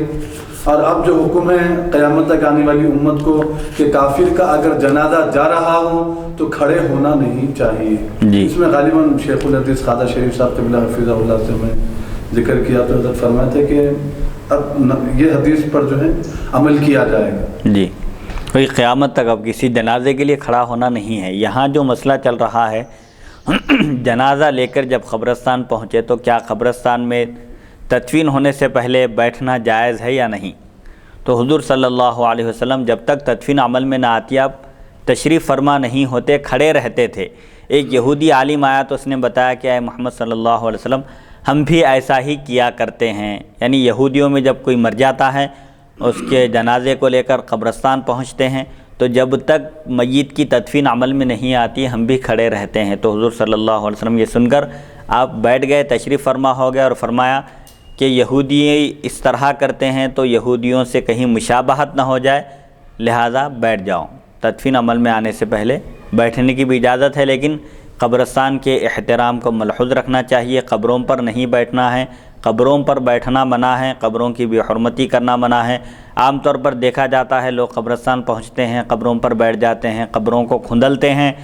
اور احترام کو ملحوظ نہیں رکھتے، دنیاوی گفتگو کرتے ہیں، اور قبرستان میں ہنسنا یہ بہت بڑا گناہ ہے، اور قبرستان میں ہنسنے سے منع کیا گیا ہے، کیونکہ قبرستان تو ایک عبرت حاصل کرنے کی جگہ ہے، وہ دنیاوی گفتگو کرنے کی، بیکار باتیں کرنے کی نہیں ہے، بلکہ وہاں جانے کے بعد تو موت کی یاد تازہ ہونا چاہیے، آخرت کا تصور پیش نظر رہنا چاہیے۔ لیکن موجودہ زمانے میں برائیاں اتنی عام ہو چکی ہیں کہ لوگ برائی کر رہے ہیں اور برائی کو برائی نہیں سمجھ رہے ہیں۔ قبرستان میں دنیاوی گفتگو کرتے ہیں، بیجا گفتگو کرتے ہیں، کسی کا انتظار ہو رہا ہے۔ بہرحال ایسے اعمال سے اجتناب کرنا چاہیے۔ رسول اللہ صلی اللہ علیہ وسلم نے یہودیوں کی مشابہت اختیار کرنے سے منع فرمایا، کیونکہ ابو داؤد کی حدیث ہے من تشبہ بقوم فہو منہم، جو جس قوم کی مشابہت اختیار کرتا ہے، جس قوم کی روش اختیار کرتا ہے، جس قوم کے کلچر اور تہذیب کو اپناتا ہے، اس کا شمار انہی میں سے ہوگا، قیامت کے دن اس کا حشر بھی انہی کے ساتھ ہوگا۔ اسی لیے اچھے لوگوں کی مشابہت اختیار کرنا چاہیے، صلحاء کی، متقی پرہیزگار لوگوں کی شکل و صورت اختیار کرنا چاہیے، تاکہ اللہ تعالیٰ ان کے طفیل ہم پر بھی کرم فرما دے۔ امام ترمذی فرماتے ہیں یہ حدیث غریب ہے، بشر بن رافع حدیث میں قوی نہیں ہے۔ جی مفتی صاحب ایک سوال یہ ہے کہ جو چیزیں اسلام میں، دین اسلام میں پہلے سے مسلمانوں کے پاس رائج ہے، چلی آ رہی ہے، جائز ہے، جس پر اسلام نے منع نہ کیا ہو، جی اب جیسا کہ اب ہم ایک مثال کے طور پر ہم نماز پڑھ رہے ہیں، یا ہمارے جو پہلے سے جو ہمارے دین اسلام میں جو چیزیں داخل ہیں، عادت میں، اخلاقیات میں، اٹھنے بیٹھنے میں، کھانے پینے کے طور طریقوں میں، جو پہلے سے چلی آ رہی ہیں، اگر کافر ویسا کرنا، یعنی ہماری نقل کر کے وہ لوگ بھی جو ہے ویسا ہی کرنا شروع کر دیے، تو کیا ہم پھر کرنا چھوڑ دیں گے، جبکہ وہ چیز پہلے سے ہمارے پاس جائز ہے؟ جی، جو چیز اسلام میں، جو احکام موجود ہیں اسلام میں پہلے سے چلے آ رہے ہیں، بعض احکام جو سابقہ امتوں میں بھی تھے، قرآن مجید میں ان احکام کو بیان کیا گیا اور ان سے منع نہیں کیا گیا تو وہ ہم پر بھی لازم ہوں گے وہ احکام. لیکن ہمارے کسی عمل کی اگر کوئی دوسرے نقل کریں اور اس کو اختیار کر لیں تو اس سے کچھ فرق نہیں پڑتا. ہمارا جو عمل ہے وہ قرآن اور حدیث کے مطابق ہونا چاہیے، اس میں اپنی کسی رائے یا اپنے طور طریقوں کا دخل نہیں ہونا چاہیے. تو پھر اس حدیث مبارک میں حضور اکرم صلی اللہ علیہ وسلم تشریف فرما تھے. یہودی نے آ کے عرض کیا کہ ہم جو ہے ہمارے پاس بھی مردوں کو دفن کرنے سے پہلے ایسا بیٹھ جاتے ہیں یا نہیں بیٹھتے، جیسا کہ ابھی آپ نے حدیث فرمائی. جی، پھر حدیث شریف میں یہ ہے، پھر حدیث شریف میں یہ مفہوم بیان کیا جا رہا ہے کہ جنازہ رکھنے سے پہلے، قبرستان پہنچنے کے بعد تدفین ہونے سے پہلے بیٹھنا جائز ہے یا نہیں. تو حضور صلی اللہ علیہ وسلم کا عمل مبارک یہ تھا کہ تدفین ہونے تک آپ کھڑے رہتے تھے. ایک یہودی نے یہ عمل دیکھ کر کہا کہ ہم بھی ایسا ہی کرتے ہیں، جب ہمارے پاس کوئی مر جاتا ہے اس کو قبرستان لے جاتے ہیں، جب تک اس کو دفن نہیں کرتے اس وقت تک نہیں بیٹھتے. تو حضور صلی اللہ علیہ وسلم فوراً اسی وقت بیٹھ گئے اور فرمایا کہ یہودیوں کی مخالفت کرو، ان لوگوں کا عمل ایسا ہے تو ہم کو ان کے عمل کے جیسا نہیں کرنا چاہیے. تو حضور صلی اللہ علیہ وسلم اس حدیث شریف میں یہ درس دے رہے ہیں، یہ پیغام دے رہے ہیں کہ یہودیوں اور عیسائیوں بہرحال غیر قوم کی مشابہت اختیار نہیں کرنا چاہیے. ان کے جو احکام ہیں، ان کے جو مسائل ہیں، بہت ساری چونکہ تورات میں اور انجیل میں انہوں نے تحریف کر دی ہے. آج کوئی بھی آسمانی کتاب قرآن مجید کے سوا اپنی اصلی حالت میں موجود نہیں ہے. تو یہودیوں کے قول اور ان کے عمل کو بھی اختیار نہیں کیا جائے گا.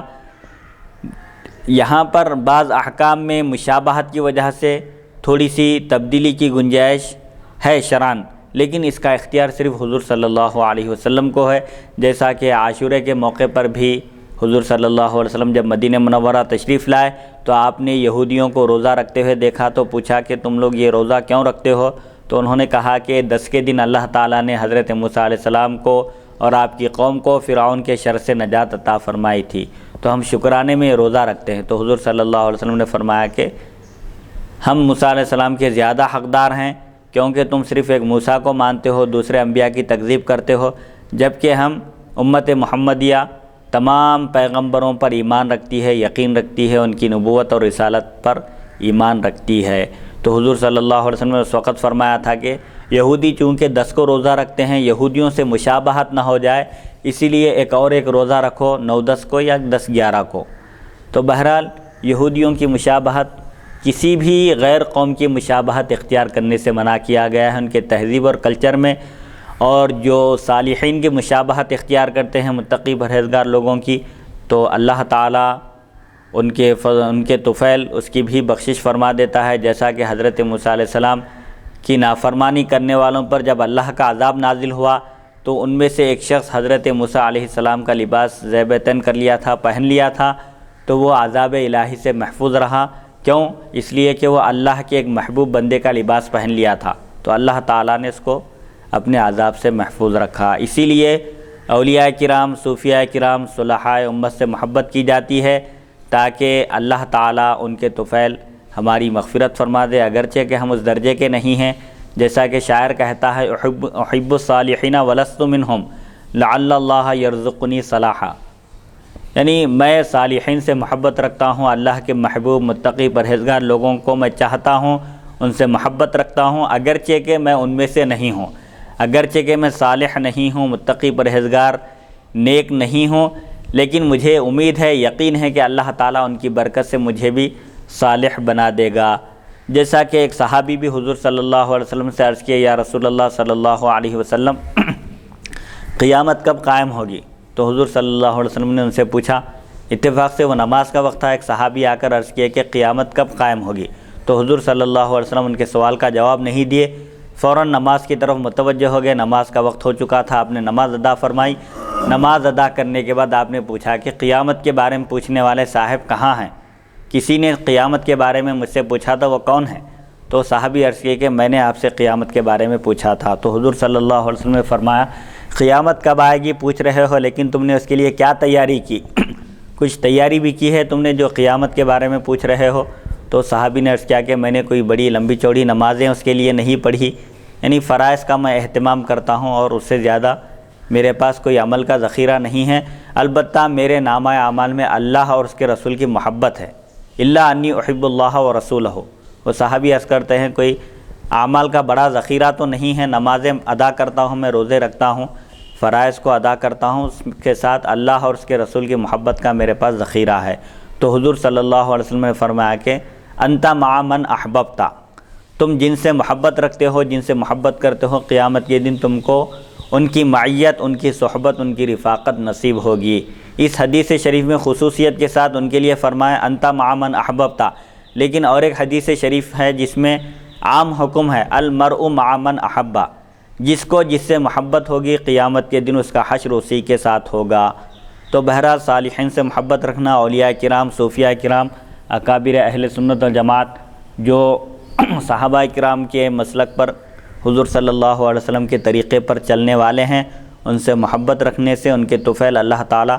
ہماری بھی مغفرت فرما دے گا اور ہمارا شمار بھی ان میں فرمائے گا۔ حدیث نمبر 1008، باب فضل المصیبت اذا احتسب، مصیبت پر صبر کرنے کی فضیلت۔ جب کوئی مصیبت آ جائے تو اجر و ثواب کی امید رکھتے ہوئے اللہ تعالی کے فیصلے پر راضی رہنا چاہیے۔ حدثنا سوید بن نصر حدثنا عبداللہ بن المبارک عن حماد بن سلمۃ عن ابی سنان قال دخلت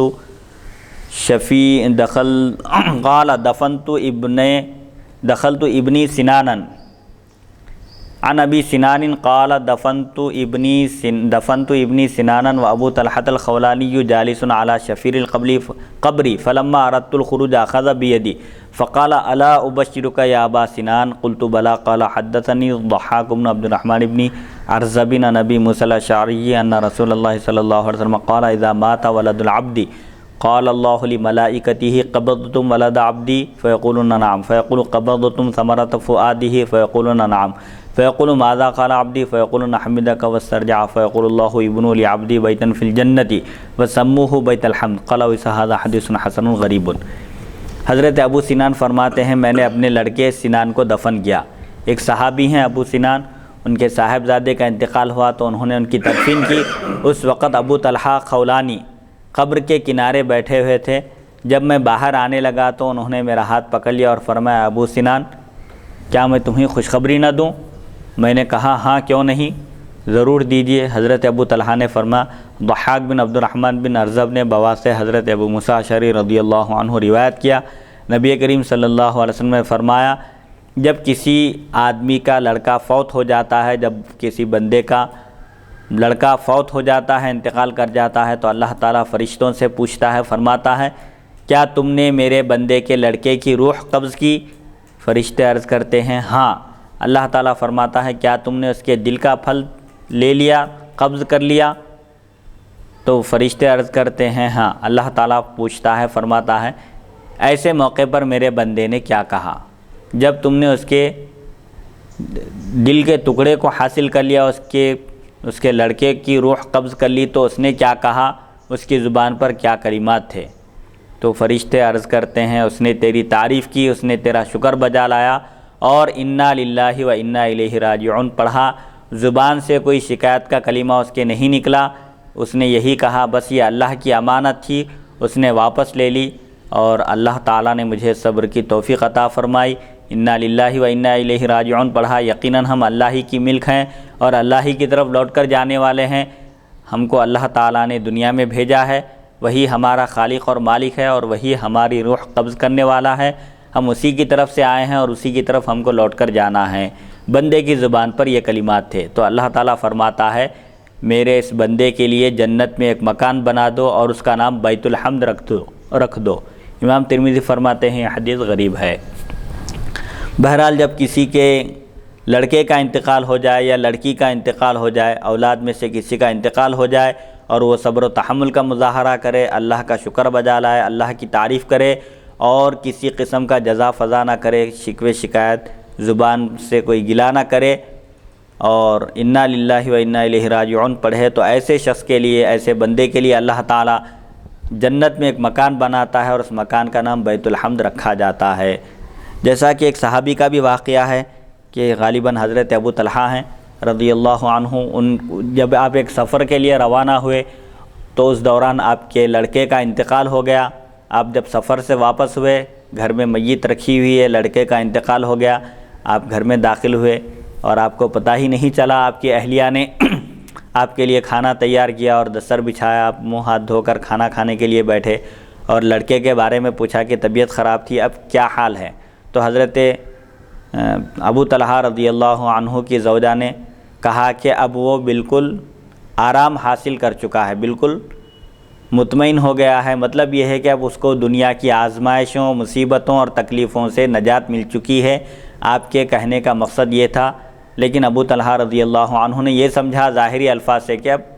لڑکا تندرست ہو گیا ہے, صحت مند ہو گیا ہے, بیماری ختم ہو چکی ہے. حضرت ابو طلحہ رضی اللہ عنہ کی زوجہ نے بعد میں جب آپ کھانے سے فارغ ہو گئے, اطمینان سے تمام اعمال کو انجام دیے, اس وقت پوچھا کہ میں آپ سے ایک مسئلہ پوچھنا چاہتی ہوں. اگر کوئی پڑوسی, کوئی شخص ہمارے پاس کوئی امانت رکھے اور پھر وہ امانت طلب کرے تو ہم کو کیا کرنا چاہیے؟ تو آپ نے فرمایا کہ صاف بات ہے کہ جو چیز امانتاً دی گئی ہے, امانت کے طور پر رکھی گئی ہے, جب امانت رکھنے والا طلب کرے تو فوراً اس کو واپس کر دینا چاہیے. تو آپ کی زوجہ نے کہا کہ ہم کو جو لڑکا عطا کیا گیا تھا اللہ کی جانب سے, وہ اللہ کی امانت تھا, اللہ تعالیٰ نے وہ طلب کر لی اور وہ امانت آپ کے پاس سے چلی گئی ہے. تو فقط ابو طلحہ رضی اللہ عنہ نے کوئی جزا فضا نہیں کیا اور آپ کی اہلیہ نے بھی کوئی جزا فضا اور کوئی گلا شکوہ نہیں کیا, بلکہ اللہ کے فیصلے پر انہوں نے اپنی رضامندی ظاہر کی. تو صحابہ اکرام کے بھی حیات طیبہ میں, ان کے بھی عمل میں ہمارے لیے نمونہ ہے کہ اگر کسی کا انتقال ہو جائے, اولاد کا, کسی کا بھی انتقال ہو, صبر و تحمل کا مظاہرہ کرنا چاہیے. خاص طور پر اولاد کا اگر انتقال ہو جائے تو ماں باپ کو بے حد تکلیف ہوتی ہے. ان کی زندگی میں, ان کی نگاہوں کے سامنے اگر ان کی اولاد کا انتقال ہو جائے تو ان کو بے انتہا تکلیف ہوتی ہے. لیکن ایسے مرحلے پر بھی شرعی احکام کو پیش نظر رکھنا چاہیے. زبان سے کوئی شکایت کا کلمہ نکلنے نہ پائے. اللہ کی امانت تھی, اللہ نے لے لی. صبر و تحمل کی اللہ تعالیٰ سے دعا کرنا چاہیے. ایسے بندوں کے لیے بڑی خوشخبری ہے کہ اللہ تعالیٰ صبر و تحمل کا مظاہرہ کر کے, صبر کر کے اور اللہ سے اجر اور فضیلت, اجر و ثواب کی امید رکھنے والے کے لیے اللہ تعالیٰ جنت میں ایک محل بناتا ہے, ایک مکان تعمیر کرتا ہے اور اس محل کا نام بیت الحمد رکھا جاتا ہے. سبحان اللہ سبحان اللہ. باب فضل المصیبت اذا احتسب. حدیث نمبر 1009. حدثنا احمد بن منیع حدثنا اسماعیل بن ابراہیم حدثنا معمر عن الزہری عن سعید بن المسیب عن ابی ہریرہ ان النبی صلی اللہ علیہ وسلم صلی علی النجاشی فکبر اربعا وفی الباب عن ابن عباس وابن ابی اوفا وجابر وانس ویزید بن ثابت قال ویزید بن ثابت هو اخو زید بن ثابت وهو اکبر منه شهد بدرا وزید لم يشهد بدرا قال وسا حدیث هذا حدیث حسن صحیح والعمل على هذا عند اکثر اہل العلم من اصحاب النبی صلی اللہ علیہ وسلم وغیرهم يرون تکبیر علی الجنازة 4 تکبیرات وهو قول سفیان الثوری ومالک بن انس وابن المبارک والشافعی واحمد واسحاق. تکبیرات جنازے کا بیان. نماز جنازہ کی جملہ 4 تکبیرات ہیں. 4 مرتبہ اللہ اکبر کہنا ہے. پہلی مرتبہ اللہ اکبر کہہ کر ثنا پڑھنا چاہیے. ثنا نماز جنازہ کی الگ ہے. سبحانک اللہم وبحمدک وتبارک اسمک وتعالی جدک وجل ثناؤک ولا الہ غیرک. وجل ثناؤک کے الفاظ زیادہ ہیں. نماز جنازہ کی نیت اس طرح کرنا چاہیے. 4 رکعت نماز اللہ کے لیے اور دعا میت کے لیے تابع امام کے کہہ کر, امام صاحب جب اللہ اکبر کہیں تو رکعت باندھنا چاہیے. پہلی تکبیر پر ثنا پڑھنا ہے اور جب دوسری مرتبہ امام اللہ اکبر کہے تو دونوں ہاتھ کانوں تک اٹھائے بغیر. عام طور پر لوگ آسمان کی طرف دیکھتے ہیں سر اٹھا کر, یہ بھی منع ہے, غلط ہے یہ, اس کی کوئی شرعی دلیل نہیں ہے. بس امام کے اللہ اکبر کہنے پر زبان سے صرف آہستہ اللہ اکبر کہیں اور ہاتھ بھی نہ اٹھائیں اور سر بھی نہ اٹھائیں. دوسری تکبیر پر درود ابراہیم پڑھیں. اللہم صلی علی سیدنا محمد اللہم بارک علی سیدنا محمد. یہ پورا درود ابراہیم پڑھیں دوسری رکعت میں. اور تیسری مرتبہ جب امام اللہ اکبر کہے تو نماز جنازہ کی جو دعا ہے, اگر میت بالغ ہو تو اس کی دعا الگ ہے, نابالغ ہو بچوں کی دعا الگ ہے. بہرحال اس دعا کا اہتمام کرنا چاہیے, وہ دعا پڑھنا چاہیے. اور چوتھی تکبیر پر جب امام اللہ اکبر کہے چوتھی مرتبہ تو اللہ اکبر کہنا چاہیے. اور چوتھی تکبیر کے بعد کچھ پڑھنا نہیں ہے, سلام پھیر دینا ہے. سلام پھیرنے سے پہلے جب امام السلام علیکم ورحمۃ اللہ کہے تو اس وقت دونوں ہاتھ چھوڑ دیں اور سلام پھیر دیں۔ یہ نماز جنازہ کی جملہ 4 تکبیرات ہیں۔ تمام ائمہ کا تقریباً اس بات پر اتفاق ہے کہ نماز جنازہ کی 4 تکبیرات ہیں۔ حضرت ابو ہریرہ رضی اللہ عنہ سے روایت ہے، نبی اکرم صلی اللہ علیہ وسلم حبشہ کے بادشاہ نجاشی کی نماز جنازہ آپ نے غائبانہ نماز جنازہ آپ نے پڑھی تو آپ نے 4 مرتبہ اللہ اکبر کہا۔ اس باب میں حضرت ابن عباس، ابن ابی اوفا، جابر، انس اور یزید بن ثابت رضی اللہ عنہم سے بھی روایت منقول ہیں۔ امام ترمذی فرماتے ہیں یزید بن ثابت زید بن ثابت کے بڑے بھائی ہیں، یہ غزوہ بدر میں شریک ہوئے جبکہ زید بن ثابت نے شرکت نہیں کی۔ امام ترمذی فرماتے ہیں ابو ہریرہ رضی اللہ عنہ کی حدیث حسن صحیح ہے۔ اکثر صحابہ کرام اور دیگر علماء کا اس پر عمل ہے۔ ان حضرات کے نزدیک جنازے کی جملہ 4 تکبیرات ہیں۔ سفیان ثوری، امام مالک بن انس، ابن مبارک، امام شافعی، امام احمد، امام اسحاق اور امام اعظم ابو حنیفہ رحمہ اللہ کا یہی مسلک ہے کہ نماز جنازہ کی جملہ 4 تکبیرات ہیں۔ حبش کے بادشاہ کا جب انتقال ہوا، حضور صلی اللہ علیہ وسلم کو اطلاع ملی تو آپ نے نماز جنازہ ادا کی، حالانکہ بادشاہ حبش میں تھے، ان کا جنازہ بھی وہیں تھا۔ حضور صلی اللہ علیہ وسلم نے غائبانہ نماز جنازہ ادا کی، لیکن احناف کے پاس غائبانہ نماز جنازہ نہیں ہے۔ احناف اس حدیث کا یہ جواب دیتے ہیں کہ حضور صلی اللہ علیہ وسلم کے لیے حجابات اٹھا دیے گئے تھے اور جنازے کو حاضر کر دیا گیا تھا، یا پھر یہ بھی کہا جا سکتا ہے کہ یہ صرف حضور اکرم صلی اللہ علیہ وسلم کی خصوصیت ہے۔ البتہ شوافع کے پاس غائبانہ نماز جنازہ کی اجازت ہے۔ حدیث نمبر 1010 حدثنا محمد بن المثنى حدثنا محمد بن جعفر حدثنا شعبة عن عمرو بن مرة عن عبد الرحمن بن ابي ليلى قال كان زيد بن ارقم يكبر على جنائزنا 4 وانه كبر على جنازة 5 فسألناه عن ذلك فقال كان رسول الله صلى الله عليه وسلم يكبرها قال وس حديث زيد بن ارقم حديث حسن صحيح وقد ذهب بعض اهل العلم الى هذا من اصحاب النبي صلى الله عليه وسلم وغيرهم راوا التكبير على الجنازة 5 وقال احمد واسحاق اذا كبر الامام على الجنازة 5 فانه يتبع الامام۔ عبد الرحمن بن ابی لیلہ فرماتے ہیں حضرت زید بن ارقم رضی اللہ عنہ ہمارے جنازوں پر 4 تکبیریں کہا کرتے تھے۔ زید بن ارقم رضی اللہ عنہ جب نماز جنازہ پڑھاتے تو 4 مرتبہ اللہ اکبر کہتے تھے، لیکن اتفاق سے ایک مرتبہ ایک جنازے پر آپ نے 5ویں مرتبہ بھی اللہ اکبر کہا تو ہم نے ان سے اس کے متعلق پوچھا۔ عام طور پر آپ تو نماز جنازہ میں 4 مرتبہ اللہ اکبر کہا کرتے تھے، اس مرتبہ آپ نے 5ویں مرتبہ بھی اللہ اکبر کہہ دیا تو انہوں نے فرمایا نبی کریم صلی اللہ علیہ وسلم بھی 5 تکبیریں کہا کرتے تھے۔ امام ترمذی فرماتے ہیں زید بن ارقم کی روایت حسن صحیح ہے۔ بعض صحابہ کرام اور دوسرے علماء کا یہی مسلک ہے کہ جنازے کی 5 تکبیریں ہیں، لیکن جمہور کا مسلک صرف 4 تکبیروں کا ہے۔ ہو سکتا ہے کہ زید بن ارقم رضی اللہ عنہ کو وہم ہو گیا ہو، یا فاصلے پر رہنے کی وجہ سے، دور رہنے کی وجہ سے انہوں نے 4 مرتبہ اللہ اکبر کو 5 مرتبہ سمجھا، یا کچھ اشتباہ ہو سکتا ہے۔ بہرحال بعض علماء نے اس مسلک کو بھی اختیار کیا ہے کہ نماز جنازہ کی 5 تکبیریں ہیں۔ امام احمد بن حنبل اور امام اسحاق فرماتے ہیں کہ عام طور پر جنازے کی تو 4 ہی تکبیریں ہیں، اگر امام غلطی سے بھول کر اگر 5ویں مرتبہ بھی اللہ اکبر کہہ دے تو کیا کرنا چاہیے۔ یہ دونوں حضرات فرماتے ہیں کہ اگر امام جنازے پر 5 تکبیریں کہے تو 5ویں مرتبہ مقتدیوں کو بھی اللہ اکبر کہنا چاہیے، جبکہ احناف کے پاس امام کی اتباع کرنا نہیں ہے 5ویں تکبیر میں، کیونکہ تکبیریں تو صرف جنازے میں 4 ہی ہیں، 4 مرتبہ اللہ اکبر کہنا ہے۔ حدیث نمبر 1011 باب ما یقول فی الصلاۃ علی المیت، نماز جنازہ میں کیا پڑھنا چاہیے۔ اب تو جنازے کی تکبیروں کا بیان تھا، یہ اب نماز جنازہ میں کون سی دعا پڑھنا چاہیے۔ حدثنا علی بن حجر حدثنا حقل بن زیاد حدثنا الاوزاعی عن یحیی بن ابی کثیر قال حدثنی ابو ابراہیم الاشعری عن ابیہ قال کان رسول اللہ صلی اللہ علیہ وسلم اذا صلی علی الجنازۃ قال اللهم اغفر لحینا ومیتنا وشاہدنا وغائبنا وصغیرنا وکبیرنا وذکرنا وانثانا۔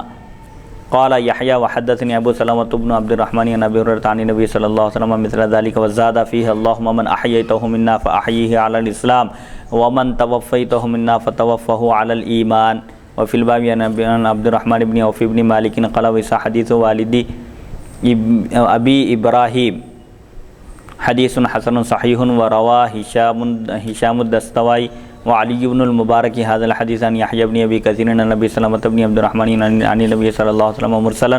وروا عکرمۃ بن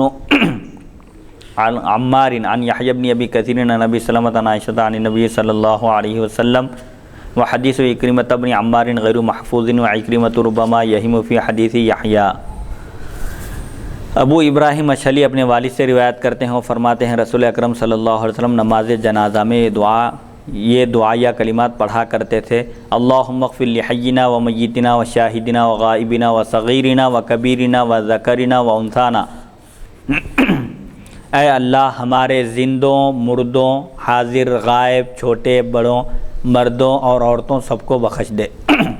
نماز جنازہ میں یہ دعا کیا کرتے تھے کہ جو زندے ہیں ان کی بھی مغفرت فرما، جو انتقال کر چکے ہیں ان کی بھی مغفرت فرما، جو موجود ہیں ان کے بھی گناہوں کو بخش دے، جو اس وقت موجود نہیں ہیں ان کے بھی گناہوں کو بخش دے، جو چھوٹے ہیں ان کو بھی بخش دے اور جو بڑے ہیں ان کو بھی بخش دے، جو مرد ہیں ان کی بھی مغفرت فرما اور جو عورتیں ہیں۔ بہرحال عمومی طور پر میت کے ساتھ سب کے گناہوں کی بخشش کی دعا کی جاتی تھی۔ یحییٰ فرماتے ہیں مجھ سے ابو سلمہ بن عبد الرحمن نے حضرت ابو ہریرہ رضی اللہ عنہ سے مرفوعاً اسی طرح بیان کیا۔ مرفوع حدیث ہے، حضور صلی اللہ علیہ وسلم تک اس کی سند پہنچتی ہے، البتہ اس میں یہ بھی اضافہ ہے: اللہم من احییتہ منا فاحیہ علی الاسلام ومن توفیتہ منا فتوفہ علی الایمان، کہ اے اللہ ہم میں سے تو جسے زندہ رکھے اسے اسلام پر زندہ رکھ، دین اسلام پر باقی رکھ، اور جسے موت دے اسے ایمان پر موت دے۔ یعنی جب تک دنیا میں زندہ رہیں، مسلمان بن کر زندہ رہیں، دین اسلام پر زندہ رہیں، مکمل طور پر مسلمان رہیں، اور جب انتقال بھی ہو تو خاتمہ بالخیر ہو، ایمان پر موت آئے۔ اس باب میں حضرت عبد الرحمن بن عوف، عائشہ، ابو قتادہ، جابر اور عوف بن مالک رضی اللہ عنہم سے بھی روایات منقول ہیں۔ امام ترمذی فرماتے ہیں ابو ابراہیم کے والد کی روایت حسن صحیح ہے۔ ہشام دستوائی اور علی بن مبارک نے یہ حدیث بواسطہ یحییٰ بن ابی کثیر اور ابو سلمہ بن عبد الرحمن نبی کریم صلی اللہ علیہ وسلم سے مرسل روایت کی ہے، یعنی درمیان میں ایک راوی کا واسطہ چھوڑ کر انہوں نے روایت کی۔ اکرمہ بن عمار نے بواسطہ یحییٰ بن ابی کثیر اور ابو سلمہ حضرت عائشہ رضی اللہ عنہا سے مرفوع حدیث روایت کی۔ اکرمہ بن عمار کی حدیث غیر محفوظ ہے کیونکہ اکرمہ سے بسا اوقات یحییٰ کی روایت میں غلطی ہوئی ہے۔ یہ امام ترمذی کا طریقہ ہے، وہ راویوں پر کلام کرتے ہیں، ان کے بارے میں جو کلام ہوتا ہے ناقدین حدیث کے اقوال نقل کرتے ہیں، اور ان کا جو حدیث میں درجہ ہے راوی کا اس کو بھی بیان کرتے ہیں۔ بہرحال یہ اکرمہ بن عمار کی حدیث کے بارے میں کہتے ہیں کہ یہ محفوظ نہیں ہے کیونکہ روایت کرنے میں کبھی کبھی ان سے غلطی ہو جاتی ہے، وہم ہو جاتا ہے، اسی وجہ سے۔ بہرحال اس روایت میں، اس حدیث شریف میں یہ بات بتائی جا رہی ہے کہ نماز جنازہ کی تیسری رکعت میں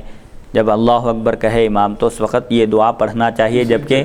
تیسری تکبیر میں، جبکہ میت بالغ ہو، چاہے مرد ہو یا عورت، یہ دعا پڑھنا چاہیے۔ نابالغ بچیوں کے لیے الگ دعا ہے۔ حدیث نمبر 1012 وروی عن یحییٰ بن ابی کثیر عن عبداللہ بن ابی قتادہ عن ابیہ عن نبی صلی اللہ علیہ وسلم قال وسمعت محمدا یقول اصح الروایات فی هذا حدیث یحییٰ بن ابی کثیر عن ابی ابراہیم الاشعلی عن ابیہ قال وسألته عن اسم ابی ابراہیم الاشعلی فلم یعرفه۔ بواسطہ یحییٰ بن ابی کثیر اور عبداللہ بن ابی قتادہ حضرت قتادہ سے مرفوع حدیث مروی ہے۔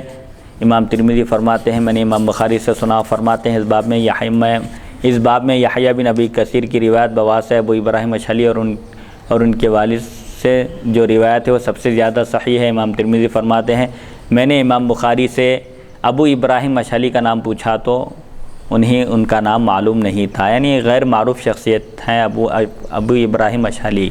حدیث نمبر 1013 حدثنا محمد بن بشار حدثنا عبد الرحمن بن مہدی حدثنا معاویہ بن صالح عن عبد الرحمن بن جبیر بن نفیر عن ابیہ عن عوف بن مالک قال سمعت رسول اللہ صلی اللہ علیہ وسلم یصلی علی میت ففہمت من صلاته علیہ اللہم اغفر له وارحمه وغسلہ بالبرد كما يغسل الثوب قال وهذا حديث حسن صحيح وقال محمد بن اسماعیل صح شيء في هذا الباب هذا الحديث۔ حضرت عوف بن مالک رضی اللہ عنہ فرماتے ہیں میں نے نبی کریم صلی اللہ علیہ وسلم کو ایک میت کی نماز جنازہ پڑھاتے سنا تو آپ کی مجھے یہ دعا سمجھ میں آئی، میں غور کیا تو رسول اللہ صلی اللہ علیہ وسلم کے یہ بھی دعائیہ کلمات تھے۔ ایک میت کی نماز جنازہ پڑھا رہے تھے، آپ نے اس میں یہ بھی دعا کی اللہم اغفر لہ ورحمہ وغسلہ بالبرد کما یغسل الثوب، اے اللہ اس کی مغفرت فرما، اس پر رحم فرما اور اسے اولوں سے اس طرح دھو دے جس طرح کپڑا دھویا جاتا ہے، یعنی اس میت کو گناہوں سے ایسے پاک کر دے جس طرح کپڑے کو پاک صاف کیا جاتا ہے، مل کچل کپڑے کا دور کیا جاتا ہے، نہایت صاف ستھرا کیا جاتا ہے، ایسے ہی تو اپنے فضل و کرم سے اس میت کے گناہوں کو بخش دے۔ امام ترمذی فرماتے ہیں جی صرف اتنی ہی دعا پڑھنا؟ اتنی ہی دعا، یہ بہت ساری دعائیں آئی ہیں نماز میں،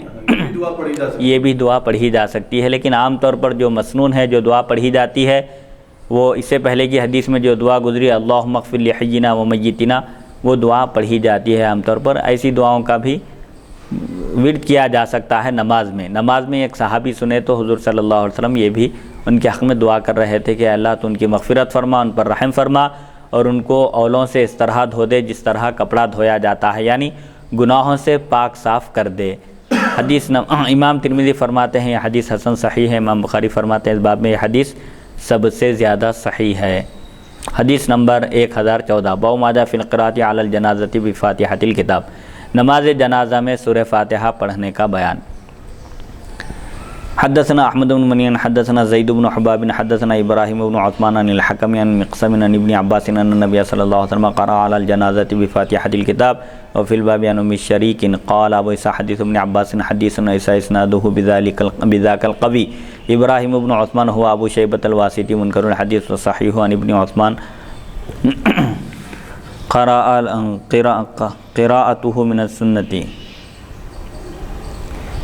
قوله من السنة القراءة على الجنازة بفاتحة الكتاب۔ حضرت ابن عباس رضی اللہ عنہما سے روایت رسول اکرم صلی اللہ علیہ وسلم نے ایک نماز جنازہ میں ایک جنازے پر سورہ فاتحہ پڑھی۔ اس باب میں ام شریک رضی اللہ عنہا سے بھی روایت منقول، امام ترمذی فرماتے ہیں ابن عباس رضی اللہ عنہما کی سند قوی نہیں، ابراہیم بن عثمان یعنی ابو شیبہ واسطی منکر الحدیث ہیں۔ صحیح بات یہ ہے کہ حضرت ابن عباس رضی اللہ عنہما کا یہ اپنا قول ہے کہ جنازے پر سورہ فاتحہ پڑھنا سنت ہے، یہ حضور صلی اللہ علیہ وسلم کا قول نہیں ہے، حضرت ابن عباس کا قول ہے کہ نماز جنازہ میں سورہ فاتحہ پڑھنا سنت ہے۔ انہوں نے کہا احناف کے پاس نماز جنازہ میں سورہ فاتحہ پڑھنا نہیں ہے، کیونکہ دیگر احادیث شریفہ سے ثابت ہے یہ حضور صلی اللہ علیہ وسلم نے اس طرح کا عمل کیا تھا، لیکن اس حدیث کے بارے میں کلام ہے،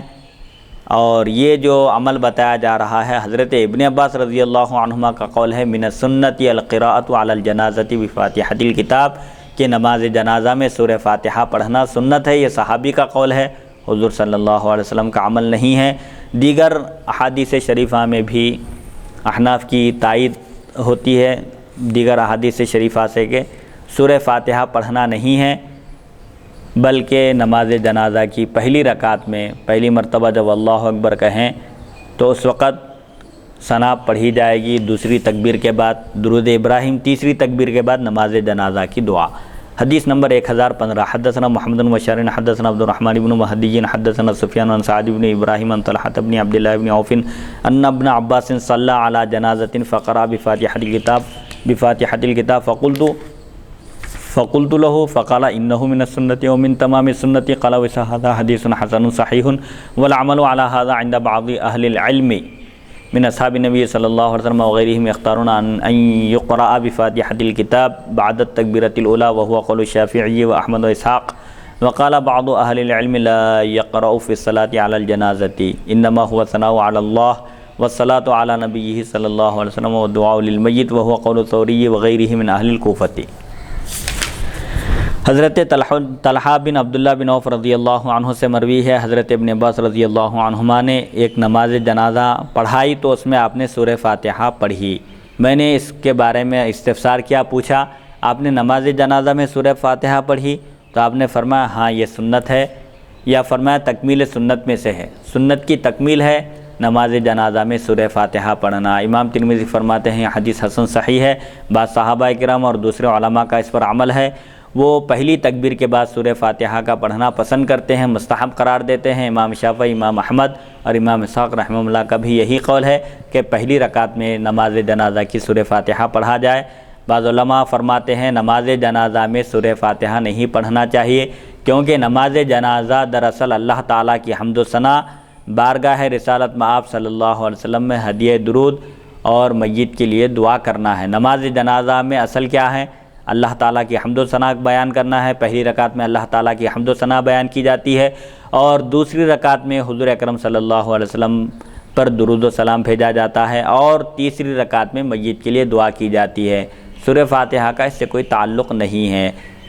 لہٰذا سفیان ثوری اور امام اعظم ابو حنیفہ اہل کوفہ کے تمام فقہا اسی بات کے قائل ہیں کہ نماز جنازہ میں پہلی رکعت میں سورہ فاتحہ پڑھنا نہیں ہے، کیونکہ نماز جنازہ کا مقصد اصل میں اللہ تعالیٰ کی حمد و ثنا بیان کرنا ہے، حضور صلی اللہ علیہ وسلم پر درود و سلام اور میت کے حق میں دعا کرنا ہے، لہٰذا سورہ فاتحہ نہیں پڑھنا چاہیے۔ وہ حضرت ابن عباس رضی اللہ عنہما کا عمل تھا۔ دیگر احادیث شریفہ میں احناف کے دلائل موجود ہیں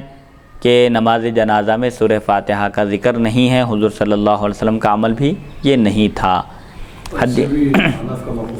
اس سے بھی احناف کا موقف ثابت ہوتا ہے کہ دراصل نماز جنازہ حمد و ثنا، درود و سلام اور میت کے حق میں دعا کا نام ہے نماز جنازہ۔ حدیث نمبر 1016 باب کیف الصلاۃ علی المیت والشفاعۃ لہ، نماز جنازہ اور میت کے لیے سفارش کرنے کا کیا طریقہ ہے۔ حدثنا بکر بن حدثنا عبداللہ بن مبارک و یونس بن بکر عن محمد بن اسحاق عن یزید بن ابی حبیب عن مرثد عن عبداللہ الیزنی قال کان مالک بن حبیرہ اذا صلی علی جنازۃ فتقال الناس علیہا جزاءہم ثلاثۃ اجزاء ثم قال قال رسول اللہ صلی اللہ علیہ وسلم من صلی علیہ ثلاثۃ صفوف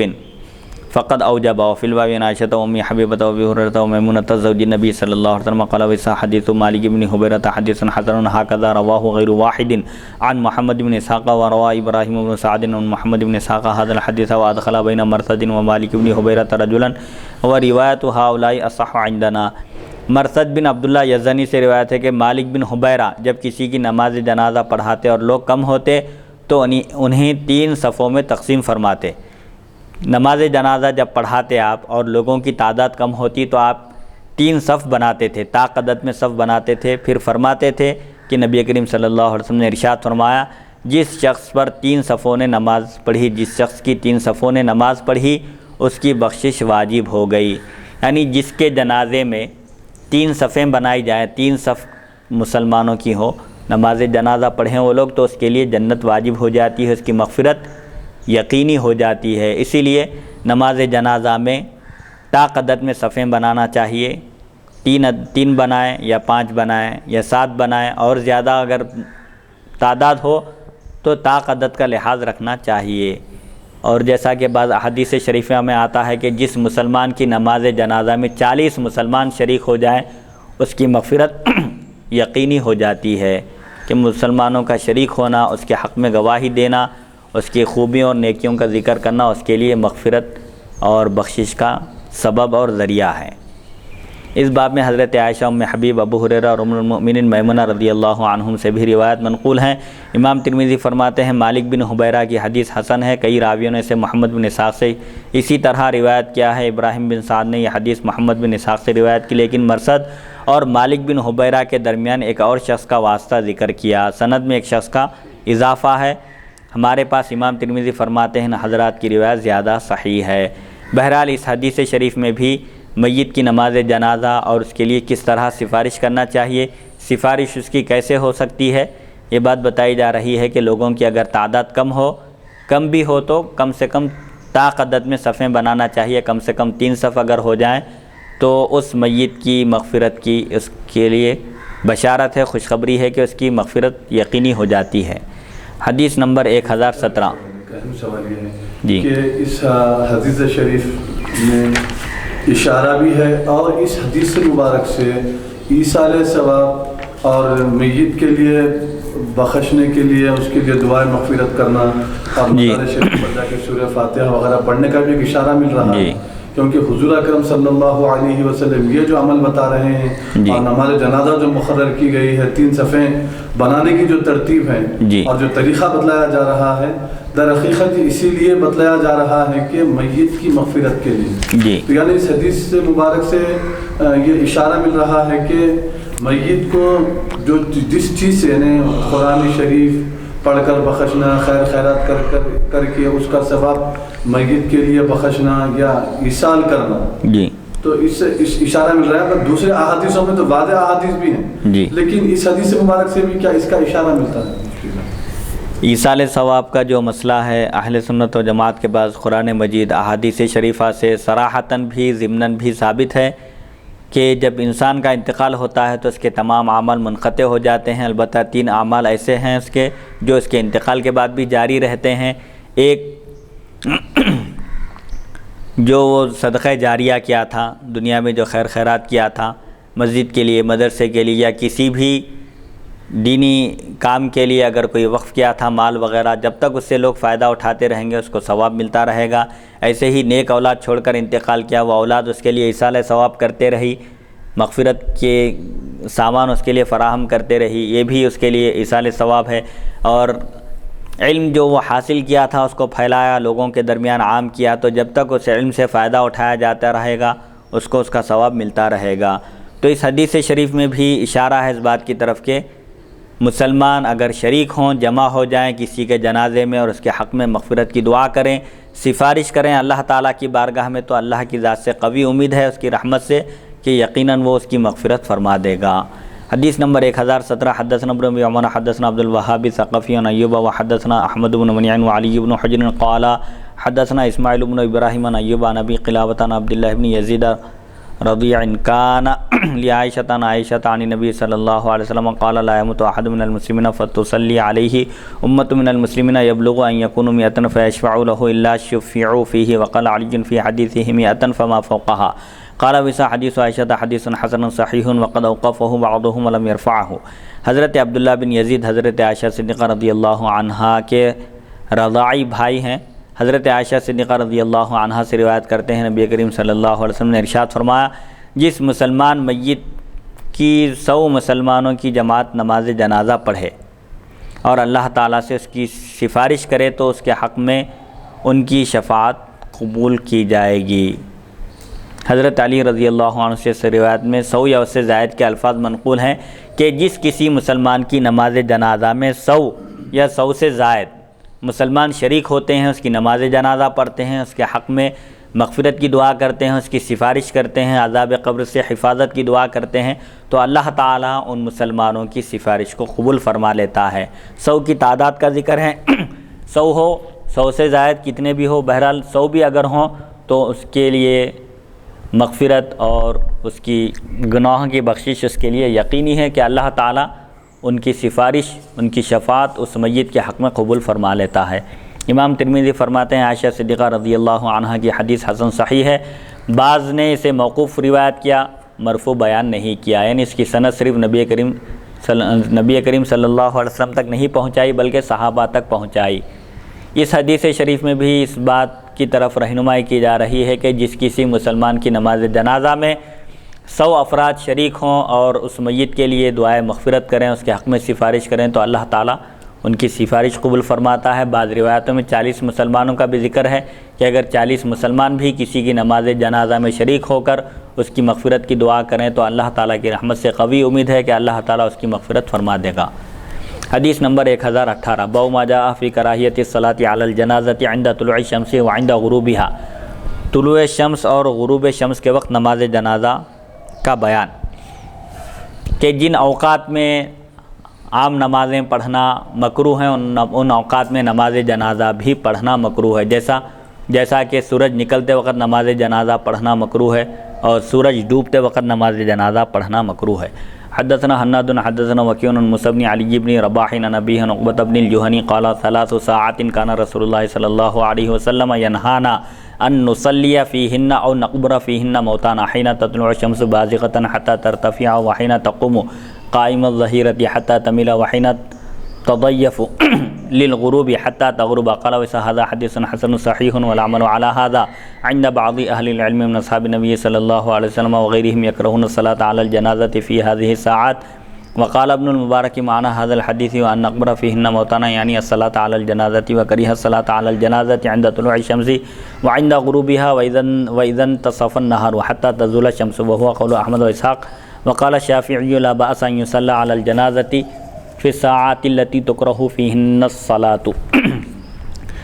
3 اوقات میں نماز جنازہ پڑھنا بھی مکروہ ہے، سورج نکلتے وقت، سورج ڈوبتے وقت اور زوال کے وقت۔ جب سورج ٹھیک درمیان میں ہوتا ہے اس وقت بھی نماز جنازہ پڑھنا مکروہ ہے۔ حضرت عقبہ بن عامر جہنی رضی اللہ عنہ فرماتے ہیں نبی کریم صلی اللہ علیہ وسلم نے ہمیں 3 اوقات میں نماز جنازہ پڑھنے اور میت کو دفنانے سے منع فرمایا۔ وہ 3 اوقات کون سے ہیں؟ سورج نکلنے کے وقت، جب تک کہ سورج بلند نہ ہو جائے، اچھی طرح نکل نہ جائے،